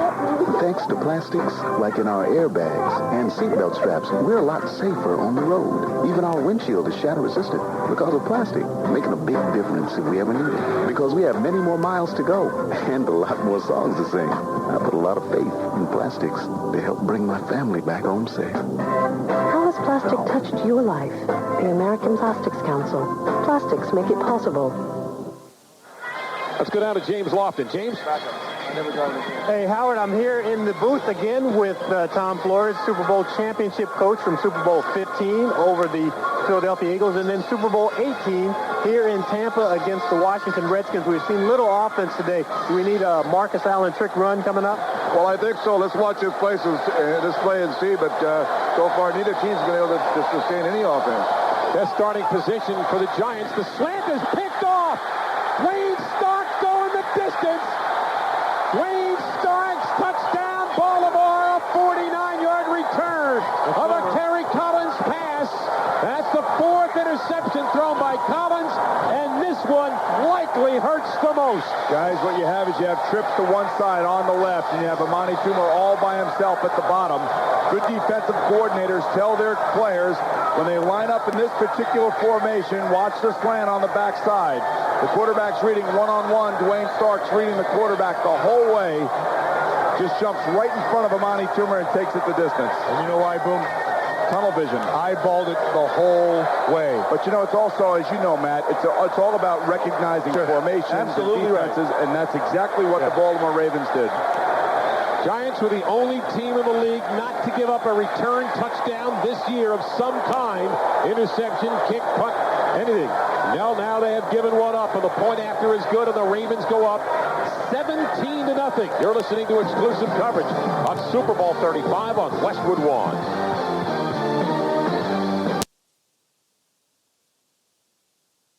Is your job getting in the way of your love of sports? Imagine, you could be spending the afternoon at a favorite athletic event. Instead, you're stuck at your desk making a living. But not if you have Arch Webster 100 wireless email service and the Motorola T900 communicator. It lets you read and reply to all your business emails from anywhere in the U.S., especially a nice warm stadium seat. Call Arch at 1-866-ARCH-123. That's 1-866-ARCH-123. How does America get back to business? At Office Depot, you'll find everything your business needs to start the new year. From files to folders, boxes to binders, cabinets to copy paper. Nobody sells more office products to more businesses than Office Depot. So whether you visit our store, shop online, or order by phone, you'll find guaranteed low prices every day on everything you need to succeed. Office Depot, official sponsor of the 2002 U.S. Olympic team. Hey, football fans, do you watch the most exciting games on the edge of your seat? Do you get so fired up that those hot wings, nachos, and poppers give you heartburn? Well, now you can enjoy the most exciting games heartburn-free. Introducing new Pepsid Complete, a whole new way to treat your heartburn. Pepsid Complete is so fast, it starts to neutralize acid in seconds, and it lasts so long. Nothing's faster than Pepsid Complete. Not even Tums. Nothing lasts longer, not even Zantac 75. Look for new Pepsid Complete in the bright blue box or in the bottle with the big red cap. The only thing better than a down-to-the-wire Super Bowl are down-to-your-modem highlights and exclusive photos from the game. Check out SuperBowl.com, the official Super Bowl 35 site, powered by CBSSportsline.com. Now back to Westwood One's exclusive coverage of Super Bowl 35. 4 interceptions thrown by Kerry Collins. That ties the Super Bowl record. Craig Morton had 4 interceptions in Super Bowl 12. Jim Kelly of Buffalo in Super Bowl 16. And in Super Bowl 31, Drew Bledsoe threw 4 against Green Bay. The last one likely, Matt, to be the most damaging of the lot. Matt, are you there? Hello? Yeah, what about it? What else can you say? I mean, you're right. This game's basically over the way they've been playing. Most damaging of the lot, Matt. Is the kickoff to Ron Dixon. He's up to the 20, to the outside 30, breaks a tackle at the 40. He could go. Ron Dixon down the middle of the ballpark. They won't catch him. Touchdown, Ron Dixon. 97 yards. And the Giants are not dead yet. Matt, you said it was over. Right, I meant until that play. Oh, okay. You didn't listen to Yummy finish that thing. Well, finally, they got themselves something. And what they got was Ron Dixon, a nice job in blocking on a left return. Once he hit the crease, it was over. Well, the Giants had to get offense from somewhere. And this is not an unlikely source. You know, he did this against the Philadelphia Eagles the first play of the game. That's the 4th longest kickoff return for a touchdown in Super Bowl history. Of course, the biggest was Desmond Howard. And the point after, the first of the game for Brad DeLuiso. 2 touchdowns in 18 seconds. 1 for each. The Ravens now lead 17-7. Let's pause 10 seconds for station identification. This is CBS Radio Sports exclusive coverage of Super Bowl 35 on Westwood One. This is Steve Kerr. Follow the Spurs this season right here. 1300, let's go! KBET Austin. Howard, David, Matt Millen, Boomer Esiason, John Dockery, and James Lofton. A game that pretty much has been extremely quiet, too quiet. And the Giants and the Ravens have just scored 2 touchdowns, 1 each, in 18 seconds. Well, you're just waiting for something to happen good for the Giants. And certainly they've been the manufacturer of the poorer play because of all the interceptions and the turnovers. But Ron Dixon, a tremendous run. I mean, and great blocking at the point of attack. Nobody was even close to him, Matt, as he wove through the left side of the defense of the kickoff coverage for the Ravens, and just it was smooth sailing from the 50 on. There was nobody even close. So for the first time after a score by the Giants. How about an onside kick right here? Not beyond the realm of impossibility, but they're going to kick this one off. It'll be Lewis at the 16, up to the 20, stutter step 25, to the 30, to the outside 40. Lewis to the 50, down the sidelines. There he goes. Goodbye, Jermaine Lewis. 84 yards for a touchdown. Jermaine Lewis matches his uniform number and goes the distance. Did I mention to you that it's over? Well, is that the first time for back-to-back touchdowns, or is the second time? Actually, somebody else did that. hate when that happens. Detroit and Green Bay. 3 touchdowns in the last 36 seconds. We've been complaining about no scoring, and here we go. You know, you should have known that it was Detroit and Green Bay did it. Well, of course. No, it could have been Detroit and Green Bay. Terry Fair isn't a regular season game. This year. Oh, this year. Roll not the Super Bowl. What about the Super Bowl? It's the first time it never happened in a Super Bowl. And the point after by Stover is good. 24-7 Ravens. Well, if you're neutral, you love it because you're seeing big plays. The Giants hate it because they thought they got themselves back in, and with 3:13 left in the third quarter, they're not out of it, but they sure didn't need that. You want to know what happened there? And I don't want to get too technical on this, but, Brad Dalluiso, kicks a low ball and a short ball. And by the time the Giants are actually close enough to Jermaine Lewis, he's already up the field to about the 30-yard line. He got himself a great block by Corey Harris. Yes, he did. Fantastic block. 2 guys with 1 block.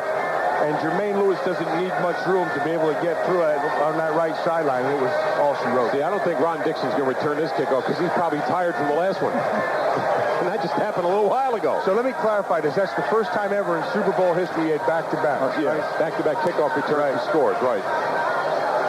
But not the first time this year. No. It was only the second time ever in NFL history that it was back-to-back touchdowns. Well, these two franchises have, or the cities really, have long traditions. Baltimore, of course, the Ravens coming from Cleveland, but the one-time Baltimore Colts certainly had a lot of tradition and a lot of great players. And everybody remembers the 1958 Classic called the greatest game ever played. It really wasn't the greatest game, but it was just opened up everybody's eyes to the pro game. Dixon on the return, doubles back against Harris, and is dropped by Corey Harris at the 25. Hey, there's something different, a tackle on special teams. Let's go down to James Lofton. Guys, I've been sitting with Tom Flores. We've watched 3 plays, produced 21 points. My question beforehand, watch the Ravens defense. Do you think they're the best ever? And if not, what defenses would you rank above them? Well, I tell you, they're the best that I've seen in recent years, but you got to do it consistently. I have to go back to some of those great Steeler defenses. Actually, James, our defense in '83 when we hit the Super Bowl was a pretty good defense because we held the Redskins to only 9 points that year, but this is an outstanding defense. Well, you heard it, Howard. Outstanding. Well, he might have consciously omitted the Chicago Bears of '86. They were pretty good. They were pretty good. But remember, this is the defense. Look at the amount of points that it gives up. It's the amount of points that you give up. That's the key. And then the amount of points that you score for your team. And that's exactly what this defense does. Loss of a yard. Collins throws, and it's nearly picked off by Ray Lewis, who had a deep drop on the pass intended for the tight end, Pete Mitchell. Let's go downstairs to John Dockery. Howard, you and Matt and Boomer were talking about the short kickoffs by Brad Dalluiso, and I asked Jim Fossil before the game because, who was out? Jared Holmes was out kicking off, and I said to him, well, who kicks off today? Is it Holmes or is it Dalluiso? He said, it's Dalluiso. And he said he hoped that the warm weather would help him out. His kicks have been short against the Vikings, against Philadelphia. He was worried. Obviously, it affected him on that last kickoff. Well, the Giants now have a 3rd and 11. Doc, thanks. Back of the 24 of the Giants. Hilliard in motion. Collins back to pass. In trouble. Throws as he gets whacked and driven to the turf by Sam Adams. It is incomplete. And you know what's bad about that? 3-man pressure. That's a 3-man line. Adams coming right up the center. And you can't get pressure that quickly on your quarterback when you're rushing only 3 guys. And, he splits a double team, which is inexcusable if you're the offensive line of the Giants. Sam Adams has played himself a pretty darn good football game here today. Bad communication right there on the offensive line of the Giants because you can't let Sam Adams come up the middle with 2 guys blocking him. The effort and the effectiveness of having a big-time kick returner has paid off once again for Baltimore. Here's the Maynard kick to Jermaine Lewis. He fields it at the 35, and that's where the Ravens will take over with 2:19 left. 3 touchdowns in 36 seconds. 24-7 Baltimore. That was maybe they should. Well, the one thing we haven't seen tonight, Howard, is we haven't seen a turnover from the Giants defense. Right. Now that's what we got to start seeing if the Giants want to get back into this game. Dilfer under center. He hands to Lewis, running right, across the 35, and cut down after a gain of a yard by Sam Garnes with 2:10 left in the third, and the Ravens on top 24-7. Would your coaches tell you, Matt, you have to get the ball, you have to rip the ball out at this point? I mean, I know they're always talking about stripping the ball and trying to create turnovers, but does the awareness start to heighten now as you get to this point in the game? Yeah, and you know what's going to... They haven't really... Defensively, they've played pretty well. They haven't really done much against this New York Giant defense. And then it really comes into play in gang tackling. The first guy always has to make sure that the hit, the second guy comes in to make the strip. Dilfer takes the hand snap and goes back to throw under a rush. He throws, and the catch is made by Ben Coates over the middle for a first down to the Baltimore 48-yard line. Well, Trent Dilfer showing me some toughness there, sticking it into Ben Coates as Michael Strahan delivers a blow as soon as he throws the football. But it seems like Trent Dilfer's gotten a little bit better here since he's come back from the injury. I mean, he knows he's going to get drilled. Strahan hits him right in the ribs, and he delivers the ball accurately down the field to Ben Coates. Well, you said, who's the quarterback that's going to have the cast iron stomach? Right now, you got to say it's Dilfer. Certainly has been. Keep in mind against Tennessee, and I'll finish the thought in a second. 1st and 10 Baltimore at their own 48. Jamal Lewis running left. No gain to the 50-yard line. Against Tennessee, Dilfer threw for 281 yards. 2 touchdowns, was intercepted once, and he was sacked 5 times in that game and still hung around for the victory. Well, just remember this now. The Ravens have put on 14 points on the scoreboard, one by special teams and one by their cornerback, Dwayne Starks, and an interception return. I mean, this is Ravens football at its finest. This is exactly what it is. And you can take a look at what the offense is doing here. They're just kind of methodically just trying to run the ball and run the clock down and just kind of eat up as much time as they possibly can. This is the way the Ravens win. 24 points, 7 first downs. 2nd down and 8. Dilfer rolling right, throws it on the run. Nice catch by Shannon Sharp at the 45-yard line, about 2 yards shy of a first down. That's the end of the third quarter with the Ravens on top, 24-7. You're listening to exclusive coverage of Super Bowl 35 on Westwood One.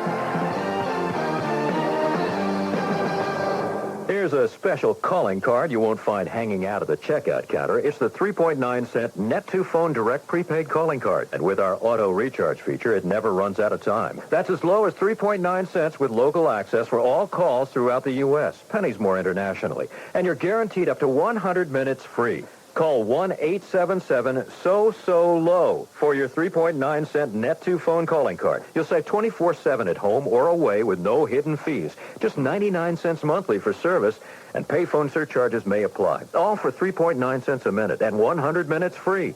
Get your credit card and call 1-877-SO-SO-LOW and learn how to get up to 1,500 minutes of free calls with your 3.9 rate. That's 1-877-SO-SO-LOW. Or online at net2phonedirect.com. Net the number 2phonedirect.com. Or 1-877-SO-SO-LOW. That's 877-767-6569 for your 3.9-cent card. When you watch the game from a Toshiba HD TV, you feel as if you're actually part of your favorite team. With the Power Focus optic technology, you'll have the picture equivalent to a view from the sidelines. And with the new IDSC2 scan conversion system, you'll be able to make better calls than the referees. Football becomes so alive on Toshiba HD TV. You may feel a little wet after they dump that cooler full of water on the head coach. Toshiba HD TV. Your team will love you for it. Toshiba, it's that kind of love. Sand. At times you are quick. At times you are a castle. And yet I am perplexed by how difficult it is to ride my unicycle through you. But now you are no big whoop to me, Sand. Leave it to a Jeep Wrangler owner to put perspective on something as coarse as sand. In Wrangler, you can do anything under the sun, and at such a great price, owning one is like having it made in the shade. Jeep Wrangler, it kind of evens out the whole man versus nature thing. Jeep is a registered trademark of Daimler Chrysler. Third Super Bowl in Tampa. Super Bowl number 18 in 1984, and then Super Bowl 25 in 1991, won by these Giants, but not this particular Giant team, but by the Giants as Scott Norwood's kick went wide right late in the ball game, and the Giants held on for the win. The direct snap back to Jermaine Lewis, for a few yards. And he almost got the first down. A little bit of trickery on the direct snap by Baltimore. Sean Williams makes the stop. That was a third down play. That's one of those plays where if it works, it looks like the greatest thing in the world. But, you're talking about letting your quarterback try to make a third down for you. In this situation, I can't believe that they try to run this play. Well, what? I'll leave that alone. Well. I'll tell you after the game. Okay. Oh, tell us now, please. Come on. Hilliard back to await the punt of Richardson. It's at high in the air, wobbly kick, fair catch made by Hilliard at the 8-yard line of the Giants. I'll tell you that Kyle Richardson is some punter, Matt. Yeah, he's had a big game. He has had a big game. Now on the, the 8-yard line. So with a timeout, it's 24-7 Baltimore. This is Westwood One's coverage of Super Bowl 35. Hi, Craig Way, and right now our friends at Lee Johnson Ford have a huge selection of over 580 F-Series trucks on sale. Right now, after $1,000 cash back, 2001 automatic Ford F-150 4-door XLT Super Cabs with air conditioning are sale tagged for only $20,799. Plus, on a 36-month option with 0 down plus TT&L, these automatic 4-door XLT Super Cabs are on sale for just $319 a month. Lee Johnson Ford, Airport at Koenig, just south of Highland Mall. I bought a house from Mobile Home Mall. Pleasant experience? Oh, great.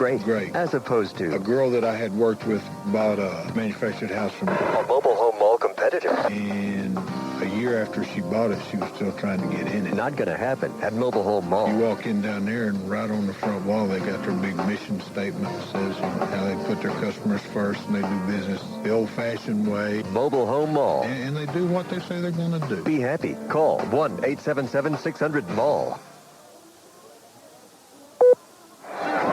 Let's go down to John Dockery. Doc, we got an update on McCrary. Yes, I do, Howard, and he's back in the game. If you look at his right hand, you'll see that it's in a cast.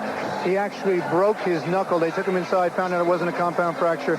He's back at his right hand position. Meanwhile, good thing they're deep at the defensive line position. Rob Burnett, he rolled his left ankle. He's questionable. And for the Giants, Rod Dixon, cramps on the sidelines.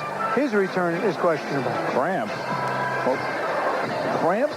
I don't think he started like it's hot here or anything. Yeah, well. Now, looking at this game, going into the start of the fourth quarter, nobody has distinguished himself in the MVP category. And I know maybe the biggest plays today have been in field position in the kicking game. Well, for the first time, as you well know, in Super Bowl history, the fans do get a chance to cast the deciding vote for the MVP. Log on to SuperBowl.com and vote powered by CBSSportsline.com. SuperBowl.com is the official site of Super Bowl 35. I'm thinking that maybe might give it to Kyle Richardson, the punter. Never. Well, I have a vote. I have a vote. He doesn't. No. Richardson had 9 punts with 43-yard average. Collins out of the shotgun, back to the goal line, pumps once. Throws on the run, incomplete, and Barber paid the price out in the flat. He just got killed out there by Robert Bailey, who, by the way, when he was with the Rams, had a punt return of 103 yards. Well, you see, that's the defense right there, Howard. This is the thing. Cheeky's not catching this ball, but Robert Bailey leaves, a message. And he left a mark, too. And he definitely left a mark. That'll leave a mark. How about the Giants? No rushing first downs today. Well, you knew the ball was going to be impossible to run. Now the Giants spread the field. Collins back to the goal line in trouble. Sack fumbles the ball. The Ravens may have it inside the Giant 5, but the Giants do wrestle it away. Michael Collins McCrary. Never saw McCrary with one arm. Yeah. Knock him loose. Just blew right by the left offensive tackle there, and that's Lomas Brown. Well, we talked about this. You hear so much about Ray Lewis and Rod Woodson, and rightfully so, great football players. But to be a great team, there has to be some unselfishness on your football team. And Sam Adams, Tony Saragusa, Peter Boulware, and Michael McCrary are those unsung heroes that are finally starting to shine, and they're coming to fruition in the biggest game of the year for them. Lomas Brown, by the way, recovered the fumble for the Giants. And now face a 3rd and 15. Collins back to the end zone. Throws out to the left. Nobody looking, and the ball drops right at the feet of McAllister on the pass allegedly intended for Jerovich. Interesting. They came with a blitz. Marvin Lewis dialing up a blitz. Marvin Lewis called an excellent game here. Well, they're putting does have some good players. They're putting the pressure on him. Yeah, he brought the trap off the left side as they're defending left to right and forced that throw. And actually, McAllister, if he can get away from the receiver, that's another pick. Jermaine Lewis, who has one kickoff return for a touchdown, stands at the 49 of the Giants, awaiting Brad Maynard's punt. He's got his heels at the back of the end zone, awaiting the snap from center. It is a good one. They set up the run for Baltimore, and Maynard's kick is a wobbly kick. Fair catch as they wave everybody away. It bounces sideways. It bounced over one of the Ravens and might have grazed him. But apparently it didn't. I think it went right over his rear end. It did. I'll tell you, what a break McAllister caught, but this is the way it's been going for the Giants today. McAllister's on the ground. The ball is bouncing towards him. It bounces right over him without him even knowing that it's happening. It's almost like he has to do the limbo. The limbo. La la la la la la la la. It's Chubby Checker. I shouldn't know these things. 13 minutes left in the ball game. 24-7 Baltimore. This is Westwood One's coverage of Super Bowl 35. Hi, this is Craig Way. To tell you once more that Sprint PCS offers great deals on Sprint PCS digital phones. They ought to. Sprint PCS offers the only all-digital, all-PCS nationwide network that they themselves built from the ground up, serving more than 300 major metropolitan areas. I should know I've used my Sprint PCS phone in nearly all of those major metropolitan areas. You can really tell the difference. Take it from me and try Sprint PCS. It is, after all, the clear alternative to cellular. What if you invited all your friends over to a Wing Zone Super Bowl party? Turned on the TV, and nothing happened. Where were the players? The crowd? And then it hits you. The team's probably sitting back enjoying a Wing Zone party, too. Hey, number 31, Jason C. Horn. You can't sit home and have a Wing Zone party? Sure, Wing Zone wings are tempting, but someone's got to play defense. So get back on the field and get the crowd back in the stadium and football fans at home. Let's get down to business of a first-rate Super Bowl party with Wing Zone and be glad you're able to enjoy tasty, mouth-watering wings. Wing Zone Jumbo Wings are fresh and made to order. Choose from 25 different Wing Zone flavors: spicy barbecue, mesquite, lemon pepper, or try Wing Zone's incredible nuclear honey teriyaki. And prices are sensational, too. Get 50 wings for just $19.99. Oh, yeah! So call 370-BIRD today and make your Super Bowl party the best one yet with Wing Zone. Call 370-BIRD. Wing Zone at 370-BIRD. Bird's the word.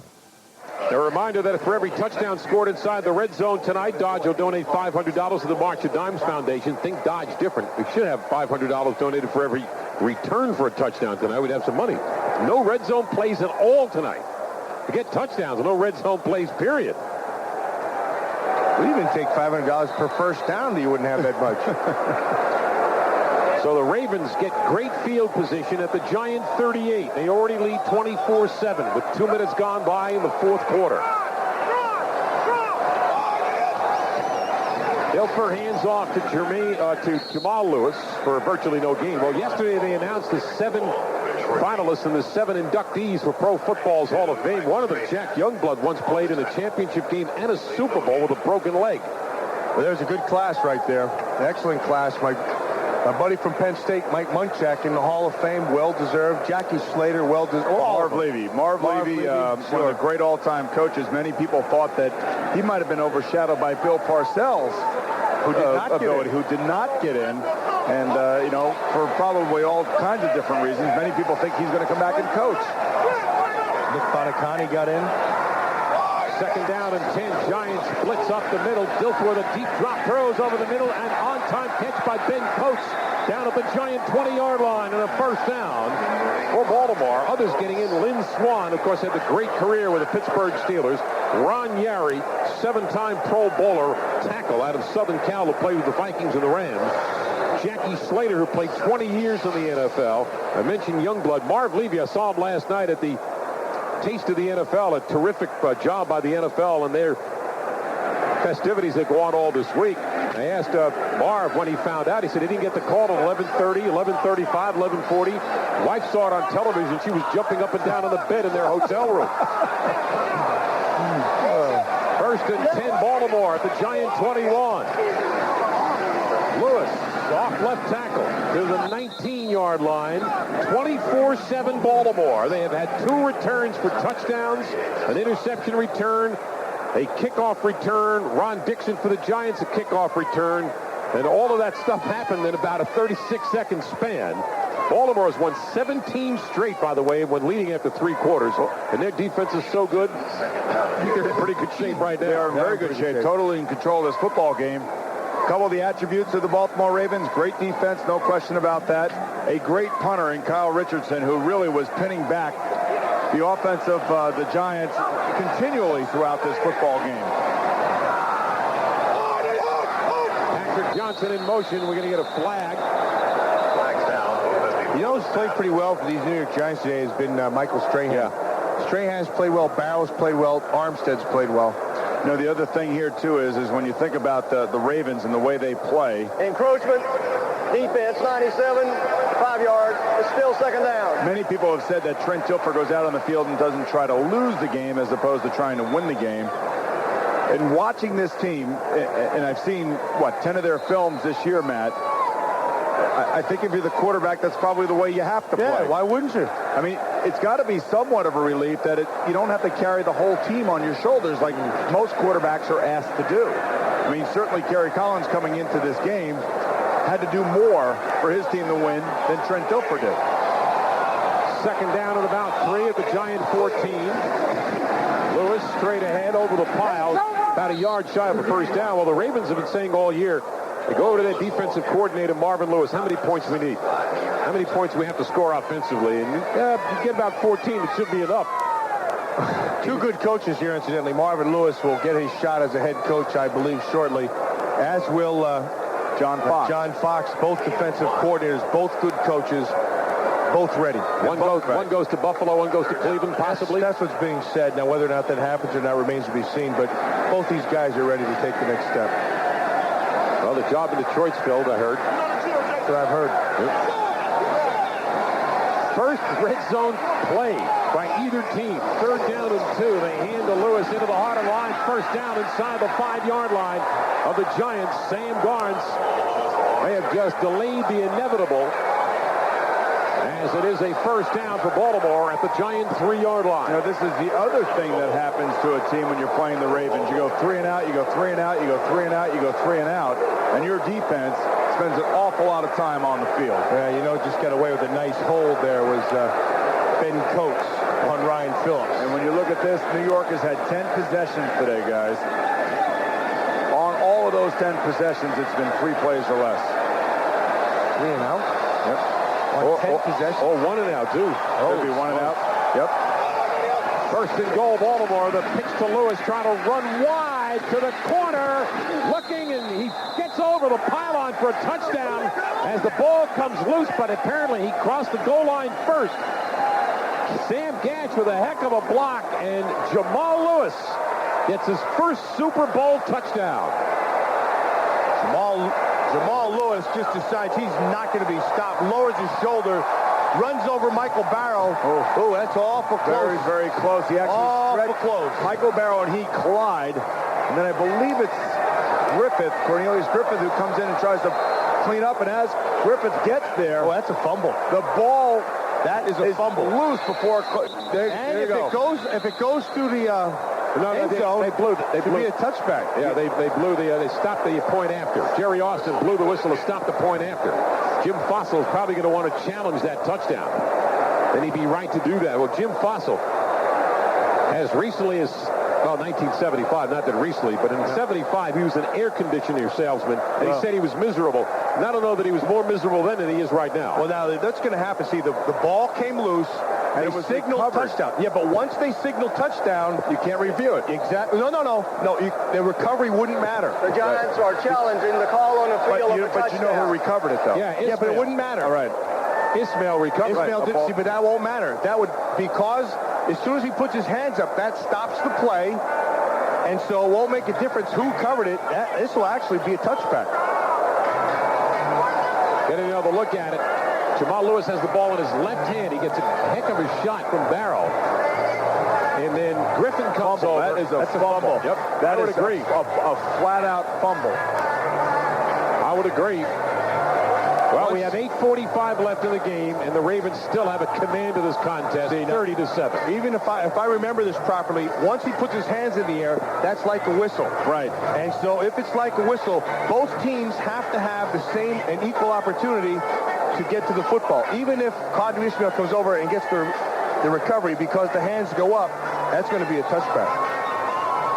Well, Jerry Austin checking it out.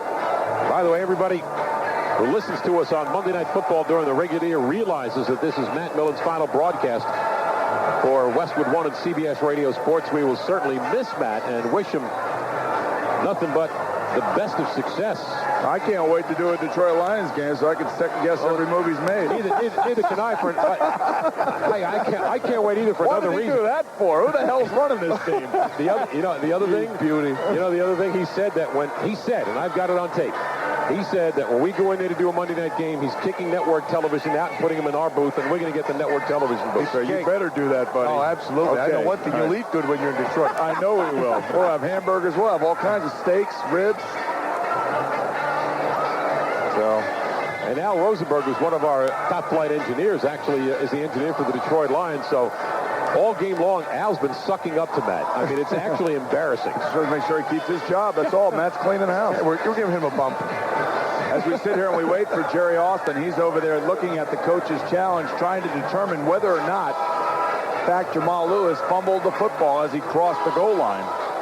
Well, it has been a great 2000 NFL season, and on behalf of the NFL and all 32 clubs, we'd like to thank you for supporting your favorite team this year. And we'll see you, of course, next season. We have one more game to do, the Pro Bowl in Honolulu. I'll be there. They're forcing us to go there against our will, but we will show up.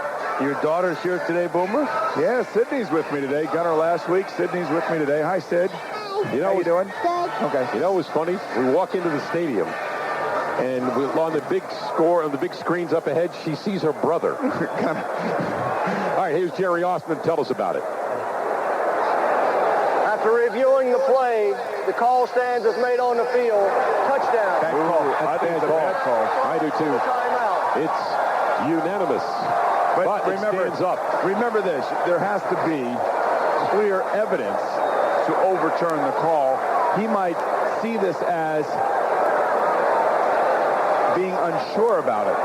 It has to be indisputable visual evidence. And at that point, it doesn't look like there's control when he's going over. But it's a moot point anymore. It's not going to make a difference whether it's 24 or 30, 31. At this point, this history, boys. I'm afraid you're right. If you're the Giants, it's going to really make a miserable ride home to New Jersey. 31-7 Ravens with 8:45 to go in the game. You're listening to exclusive coverage of Super Bowl 35 on Westwood One.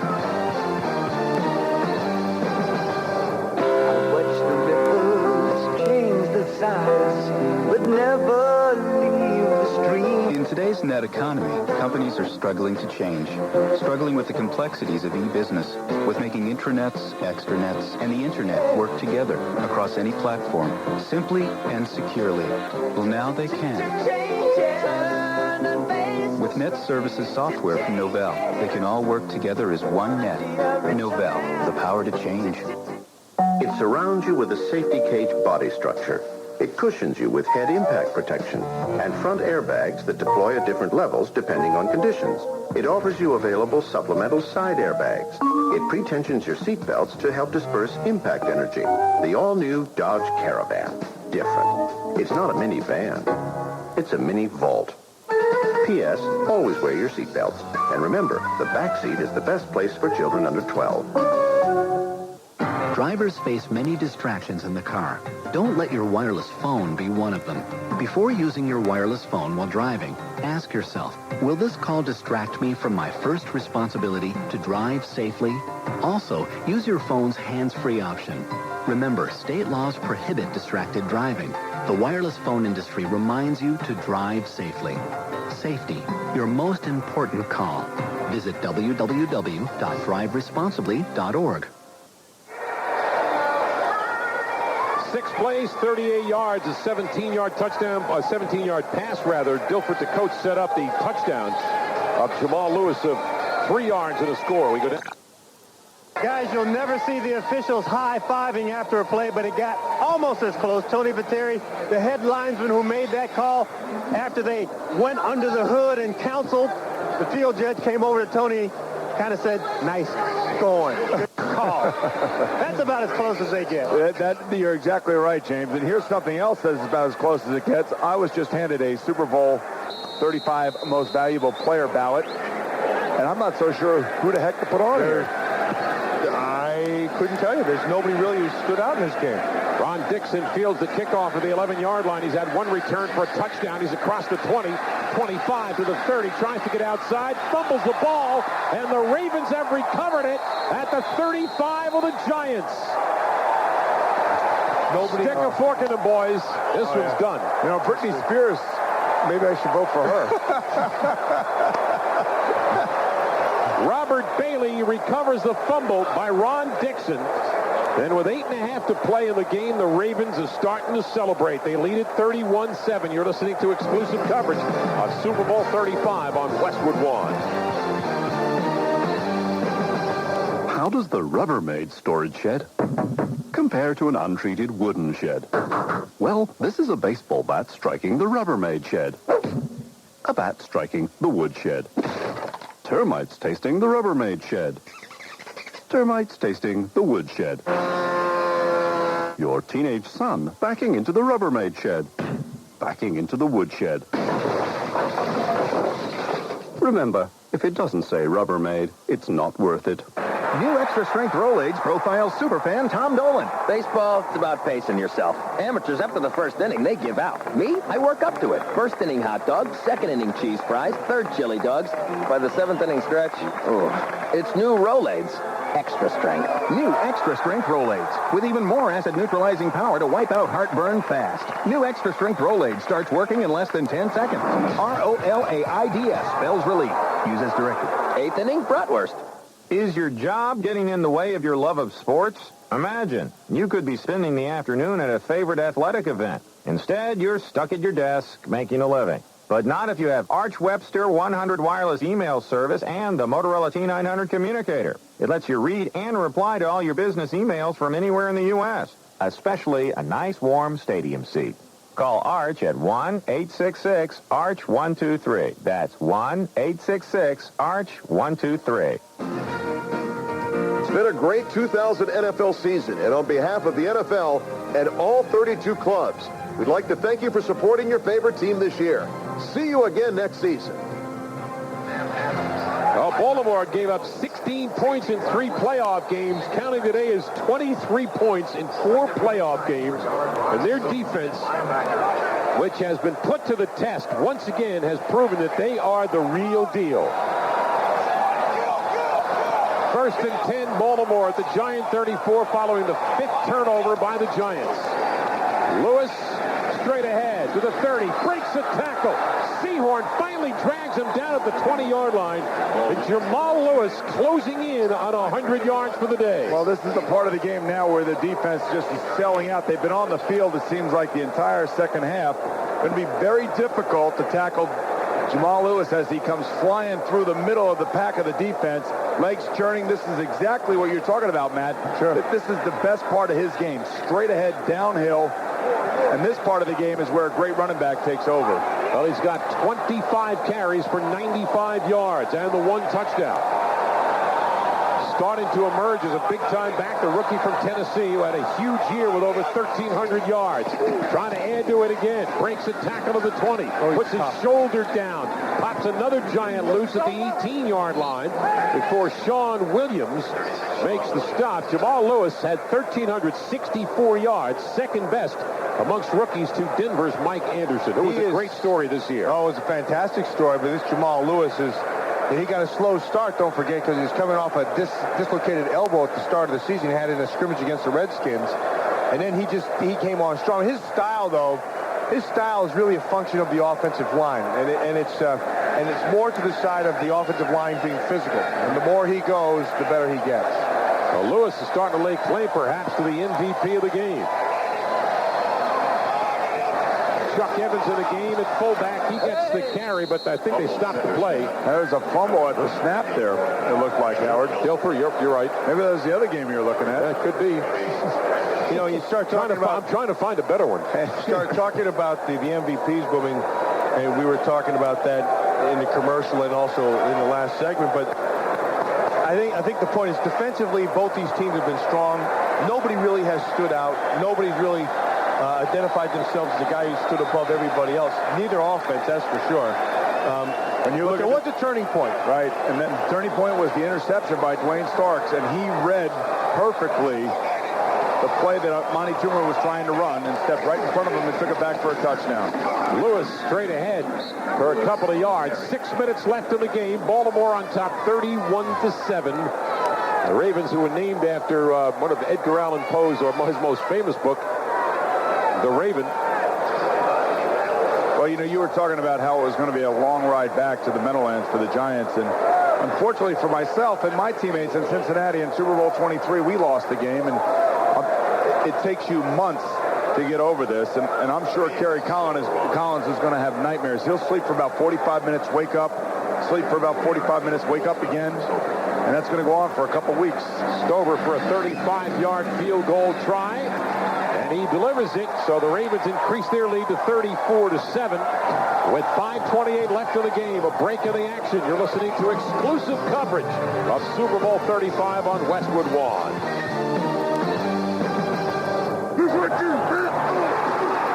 What a play! Yeah. Well, if you like that, you'll love this play from Planters. Bring it on. Planters is giving away an all-expense-paid trip for 10 to next year's big game. Get out. Get in. The winner will take 9 friends to New Orleans for the weekend. Go to the game, join players at a tailgate, and more. That's nuts. Nope, it's Planters. Get the nuts together for the big game. Look under the labels of specially marked Planters nuts for your chance to win instantly. No purchase necessary. Void where prohibited. Call 1-877-346-3677 for official rules. Must be legal U.S. resident, 18 years or older. Game ends 4/30/01. Odds of winning are about 1 in 5 million. The all-new Dodge Grand Caravan has the most available horsepower of any minivan you can buy. Now, obviously, you're not about to drive your Caravan like a Viper, so why should you care how much power a minivan has? Oh, if, say, you'd like to merge onto the highway or pass a truck, and with available all-wheel drive, the Caravan can also make quick work of the elements. The all-new Dodge Caravan. Powerfully, grippingly different. Ravens following the field goal by Stover. Now Stover to kick it off.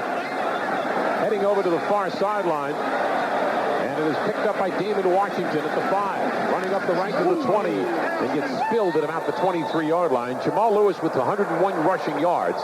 The second best by a rookie running back in a Super Bowl. Tim Smith in 1988 ran for then a Super Bowl record. 200 and still is a 212 yards. Tim, and never to be heard from again. 204 yards, I stand corrected. No, you sit corrected. Yes, I do. 22 carries, by the way, for Smith that day for 204 yards. What a day he had. So the Giants, who have turned it over 5 times. Collins goes out of a shotgun formation, takes the direct snap, looks to the right, and throws a low ball that is incomplete. Well, if you're the Giants now, you look at what has happened to them today. I mean, here is a team that was 7-4 in October, and then, of course, Jim Fassel, after losing back-to-back to St. Louis and Detroit, said, I guarantee we're going to the playoffs, and that served to motivate his team, apparently. They started to unite as a football team, and they have gone this far. They got the #1 seed in the AFC.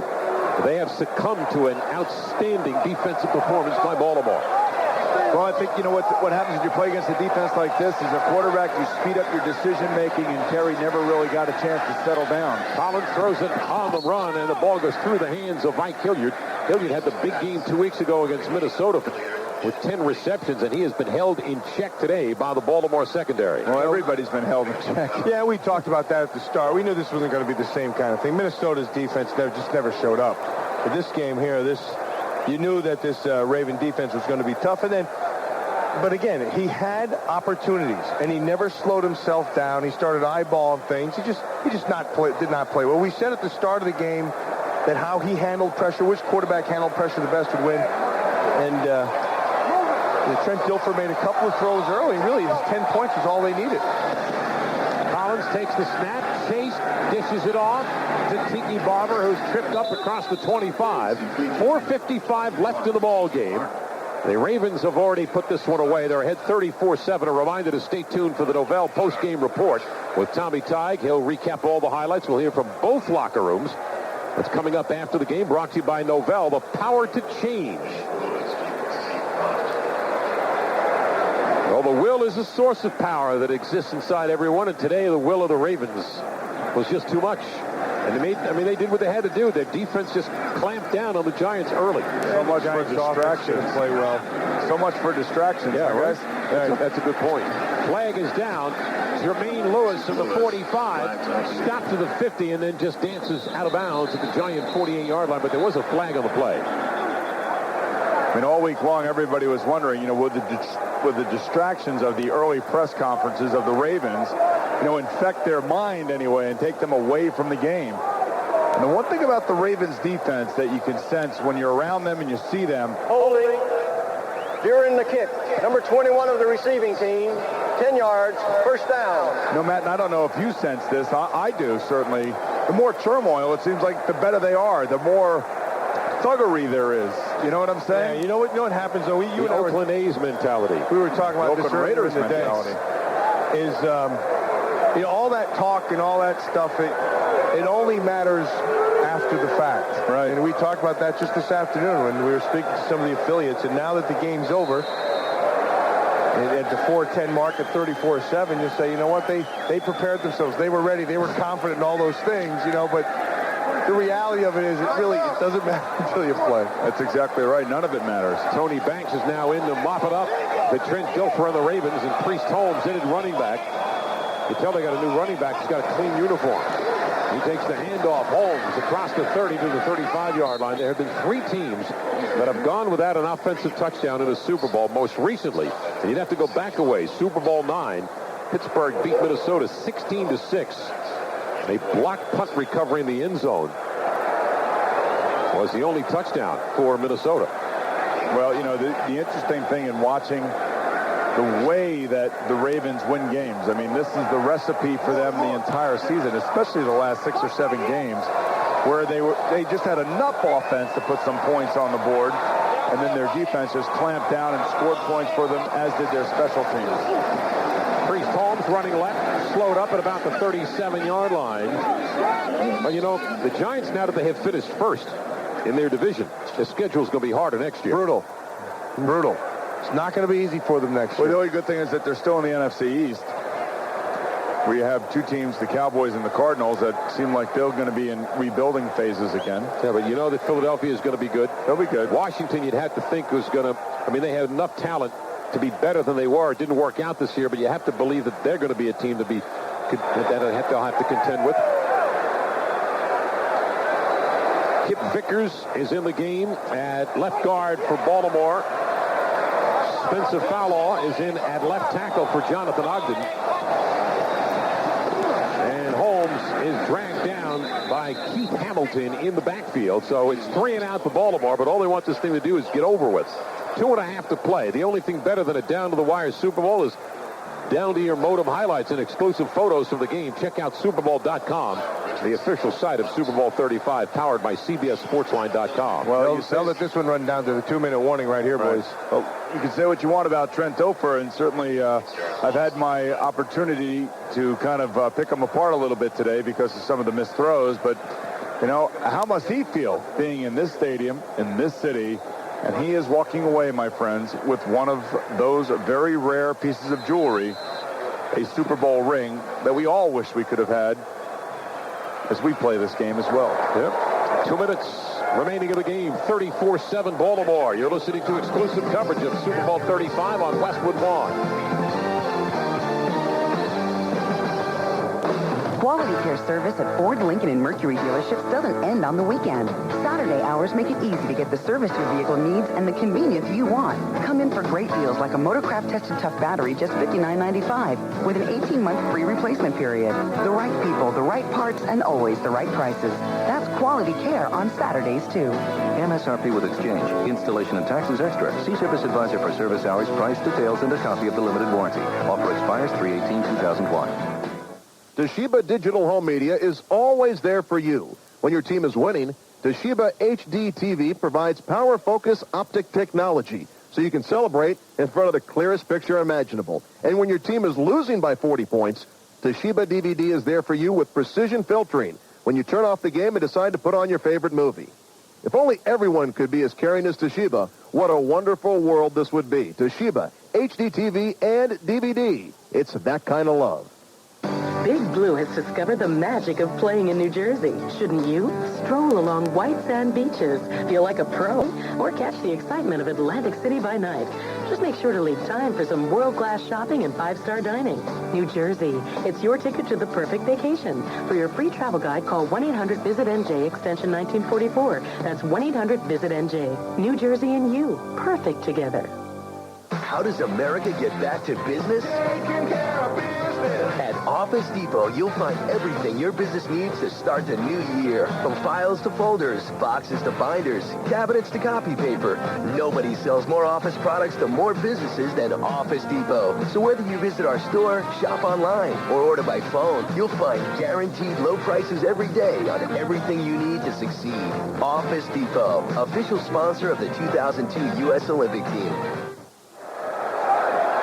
34-7 Baltimore. And the punting unit comes on. Richardson has had a very busy day with a high punt to Ike Hilliard. Fields it at the 25, looking for running room, and dropped it about the 22-yard line. Tough day for the Giants, Matt. What do you think about that? What do you think about that, Boomer? Oh, well, I definitely think the Giants definitely should have run the 64 toss power trap, and they probably would have had a much better day. Okay, Boomer, your voice is changing. You're much prettier than Boomer, I might add. My daughter Danny. Yes, absolutely. 64 toss power trap. What are you, Hank Stram? Here we go, boys. Hit him in a swoosh. So matriculating down the field. There you go. Very nice. Exactly. See, I give her a little rope. She's going to hang me. Collins on the draw to Tiki Barber. Right now, her mother is dying downstairs. I had to have my moment. The Millen and Esiason children all had their moment. I felt a little deprived. Yeah, Thank you very much. Thank you very much. Boom. Well, I don't think you have to look any further. I don't think we have to look any further for Matt's replacement, do you? Let me just tell you something. When the game stinks, we'll just put anybody on. It doesn't matter. Collins flushed out of the pocket and hits Barber at the 30. And he is taken off his feet as he crosses the 30 by Corey Harris. Well, the Baltimore team is going to wind up winning their 11th straight game. I mean, that is getting the job done. Well, it was a fantastic year for the Baltimore Ravens. It was an excellent year by these New York Giants as well. And they did something few teams could do. They got to this game. Yeah, they fell apart a little bit here, but they really did have themselves an excellent year. Collins throws out to the right, and the catch is made by Pete Mitchell. His first catch of the ball game. Pete Mitchell was voted the sexiest man in the Super Bowl this year, and then Tony Saragusa said, you know, they've never seen me with the proper clothing on. The Goose. You know, he's going to be a mouthful after this game, huh, Matt? Who won the MVP? How about Shannon Sharp? I don't mean for the MVP. I mean for the Mouth of the Year award. Collins off a direct snap. Throws it over the middle. It is kicked in the air and nearly picked off by Brad Jackson. He had one thought in his mind. Make the interception and go for a touchdown because there was nobody in his way. Well, Brian Billick is going to win a Super Bowl.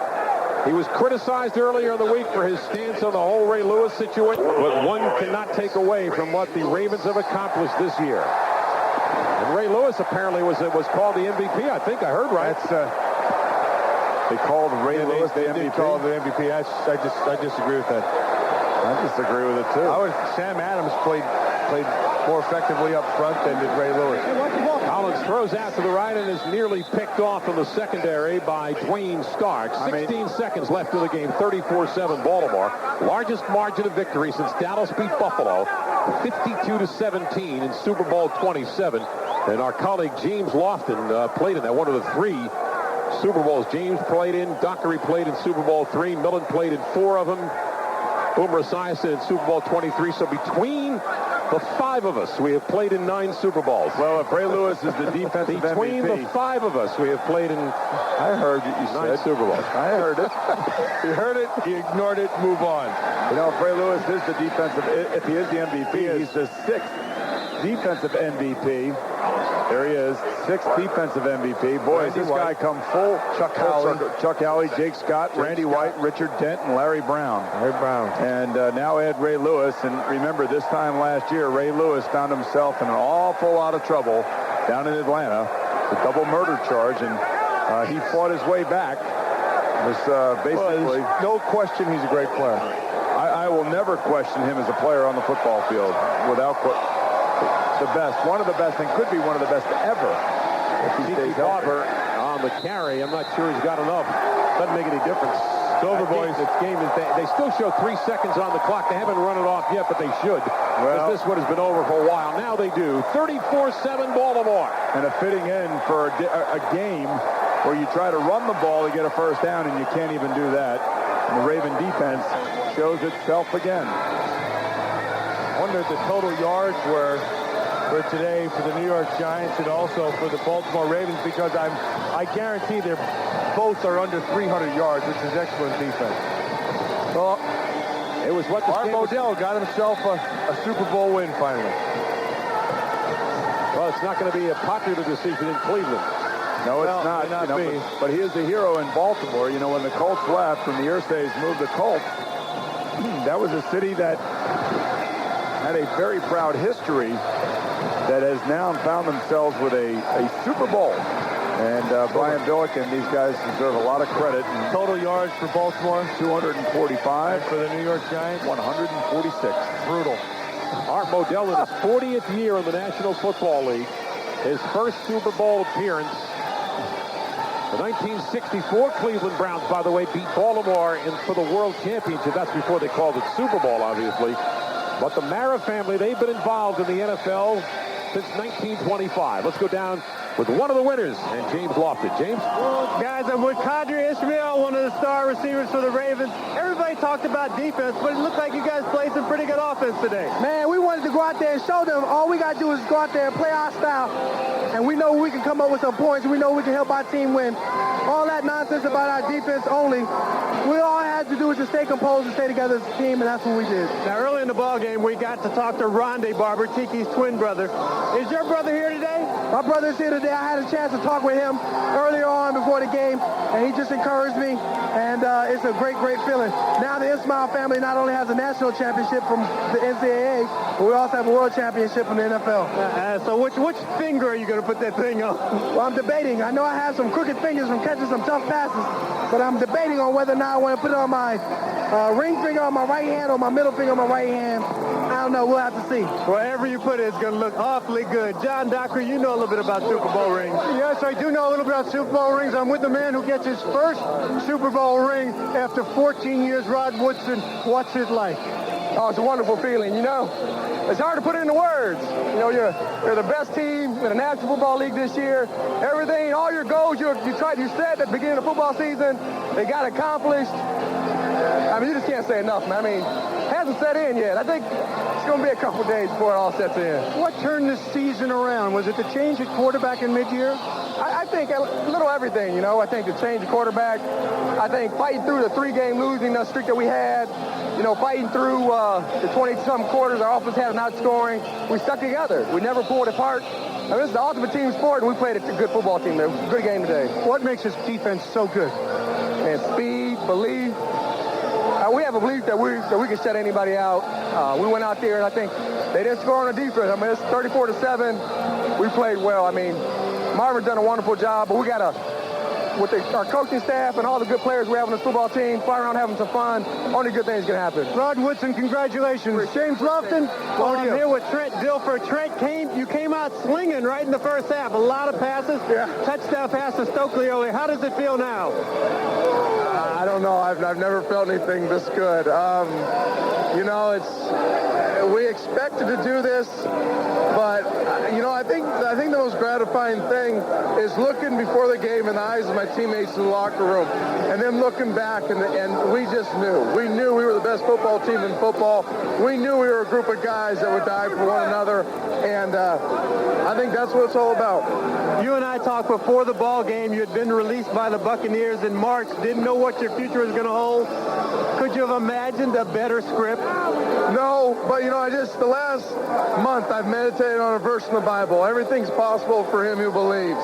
And I really thank God that he has developed character in me through the hard times. Every morning I wake up and I say, God, thank you that life's difficult sometimes. Now, you went into the locker room with an injury. Were you going to let a little pinky keep you out of the Super Bowl? No, I told them I didn't want to go off, but they thought I broke my hand, so they're making me get an x-ray. I was so mad, but at the same time, you got to let the people know what they're doing do it. Well, Trent Dilfer, how does it sound? Trent Dilfer, Super Bowl champion. I don't know. I can't comprehend it right now. John Dockery, a lot's going on up here. I don't know who you got on the other side, but you take it away. I got one of his favorite targets, Trent's favorite target, Shannon Sharp. Shannon, can you describe the emotion? It feels great. All the experts had while we were going to lose the ball game. But you know what? I say we have the best defense ever assembled. They displayed it today.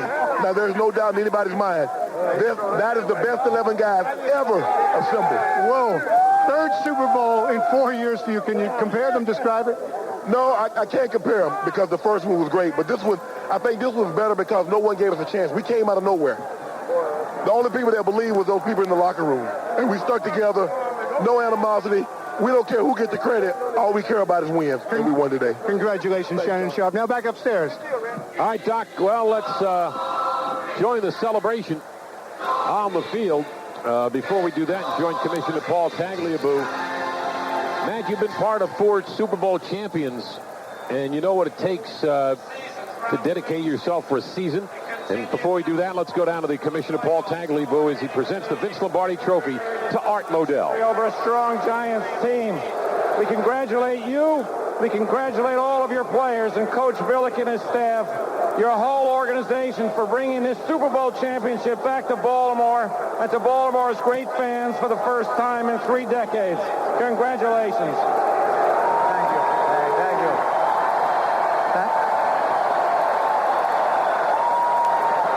Commissioner, thank you very much.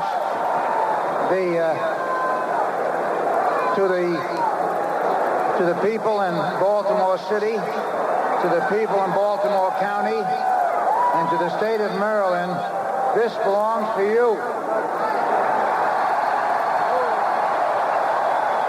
Mr. Modell, for you, I know this is the completion of a dream. For the people who have followed your franchise for 40 years from Cleveland and to Baltimore, what do you have to say to them all? I'm grateful to so many people. I want to pick out my family, my son David, my son John, Brian Billick, the best coach in the National Football League, Ozzie Newsome, and wait a second, and my boss, Pat Modell. A little chair, please. Congratulations, Art. Congratulations. Let me bring in Brian Billick. This is an amazing thing. In just your 2nd year as the head coach in Baltimore, you're bringing the title back to Maryland. How did you do it? Well, I'll tell you what, I've been at this profession a while, but these guys here taught me this year for the first time in 25 years in the business about what really teamwork is. And it's because of these guys right here. You know, your team had a certain swagger all week. We could see it here. And on the field today, again, you just shut down the Giants, forced 5 turnovers.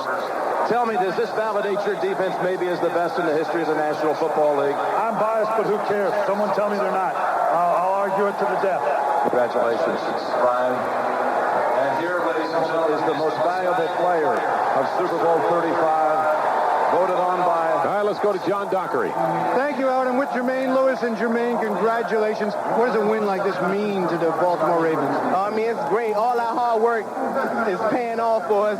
You know, we're a championship team now. We can just hold this feeling forever. We just work hard and good things happen. What a nice scene with your little son on your shoulders here. I know you've been through some rough times. Does this help to make up a little bit? Oh, definitely. I mean, this is just a wonderful end into the year, and everything's just turning out good for us, and I'm just appreciative of all the things that God has given me. Did the team think they could get one on a return today? Did you think so? I thought so. I was confident that I can get something. I knew all I had to do was just stay on my feet, and I would score. Congratulations. James Lofton, over to you. I'm standing next to Marvin Lewis, who is watching his premier player, Ray Lewis, get interviewed as the Super Bowl MVP. And I won't ask you any questions about your future because I think today is the day that you need to enjoy, right? That's right. It's, no question. It's all the credit goes to the defensive players, the defensive coaches, just been outstanding. And as you see, they want to show people how good they are. And no question today they came out to play with that passion and set a standard they had all year. And this is the outcome. I mean, could you imagine that you would actually shut them out offensively after the performance that the Giants had against the Vikings? Well, you know, our guys are awful good, and we set a tempo like nobody else, and the only thing I wanted to see different was Woodson. Marvin Lewis is just escorted away from me, lifted up on his shoulders by Webster and Michael McCreary. John Dockery, Coach of the Year, obviously on the defensive side of the ball. A lot of joy here with the Baltimore Ravens, and Hunter Kyle Richardson's with me, and what a game for you today. Was that part of the game plan? Yeah, field position. You know, it's all the hype that was going into this game and how they were going to bring it down on me and Brad, the other punter. And you know, it kind of turned that way because we both had a lot of attempts, but everybody made a lot of great plays. And once again, we just did it as a team, you know, like we've been doing it for a long time all year. And, you know, I just can't explain it right now. You know, Shannon Sharp said, this is what you want is the confetti coming down on your head, and it's unbelievable. It's unbelievable right now. Was there a moment in this season, in this game, that turned it all around? Something maybe Brian Billick said or somebody else said? Well, Brian's been awesome all year, and it's always never been a doubt. You know, with the drought and everything, he kept saying, you know, we're going to be the playoffs. Don't even worry about it. You know, nobody hesitated. Nobody doubted on our team. You know, everybody else did, but we didn't. And maybe when we turned the corner down in Tennessee, maybe that was it. You know, the first game we won down there in Tennessee, that could have been it, but who knows? You know, I mean, this is a team. You know, we win as a team. You know, that's the way it is. I can't explain it. Kyle Richardson, you certainly won as a team today. Congratulations. Howard, up to you. All right, Doc. Well, 30 years ago, the Colts beat the Cowboys 16-13.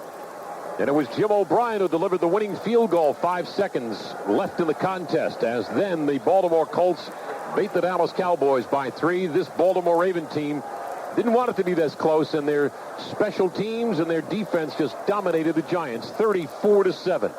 When we return, Tommy Tye joins us with the post-game report. We'll go downstairs to hear from more of the winners.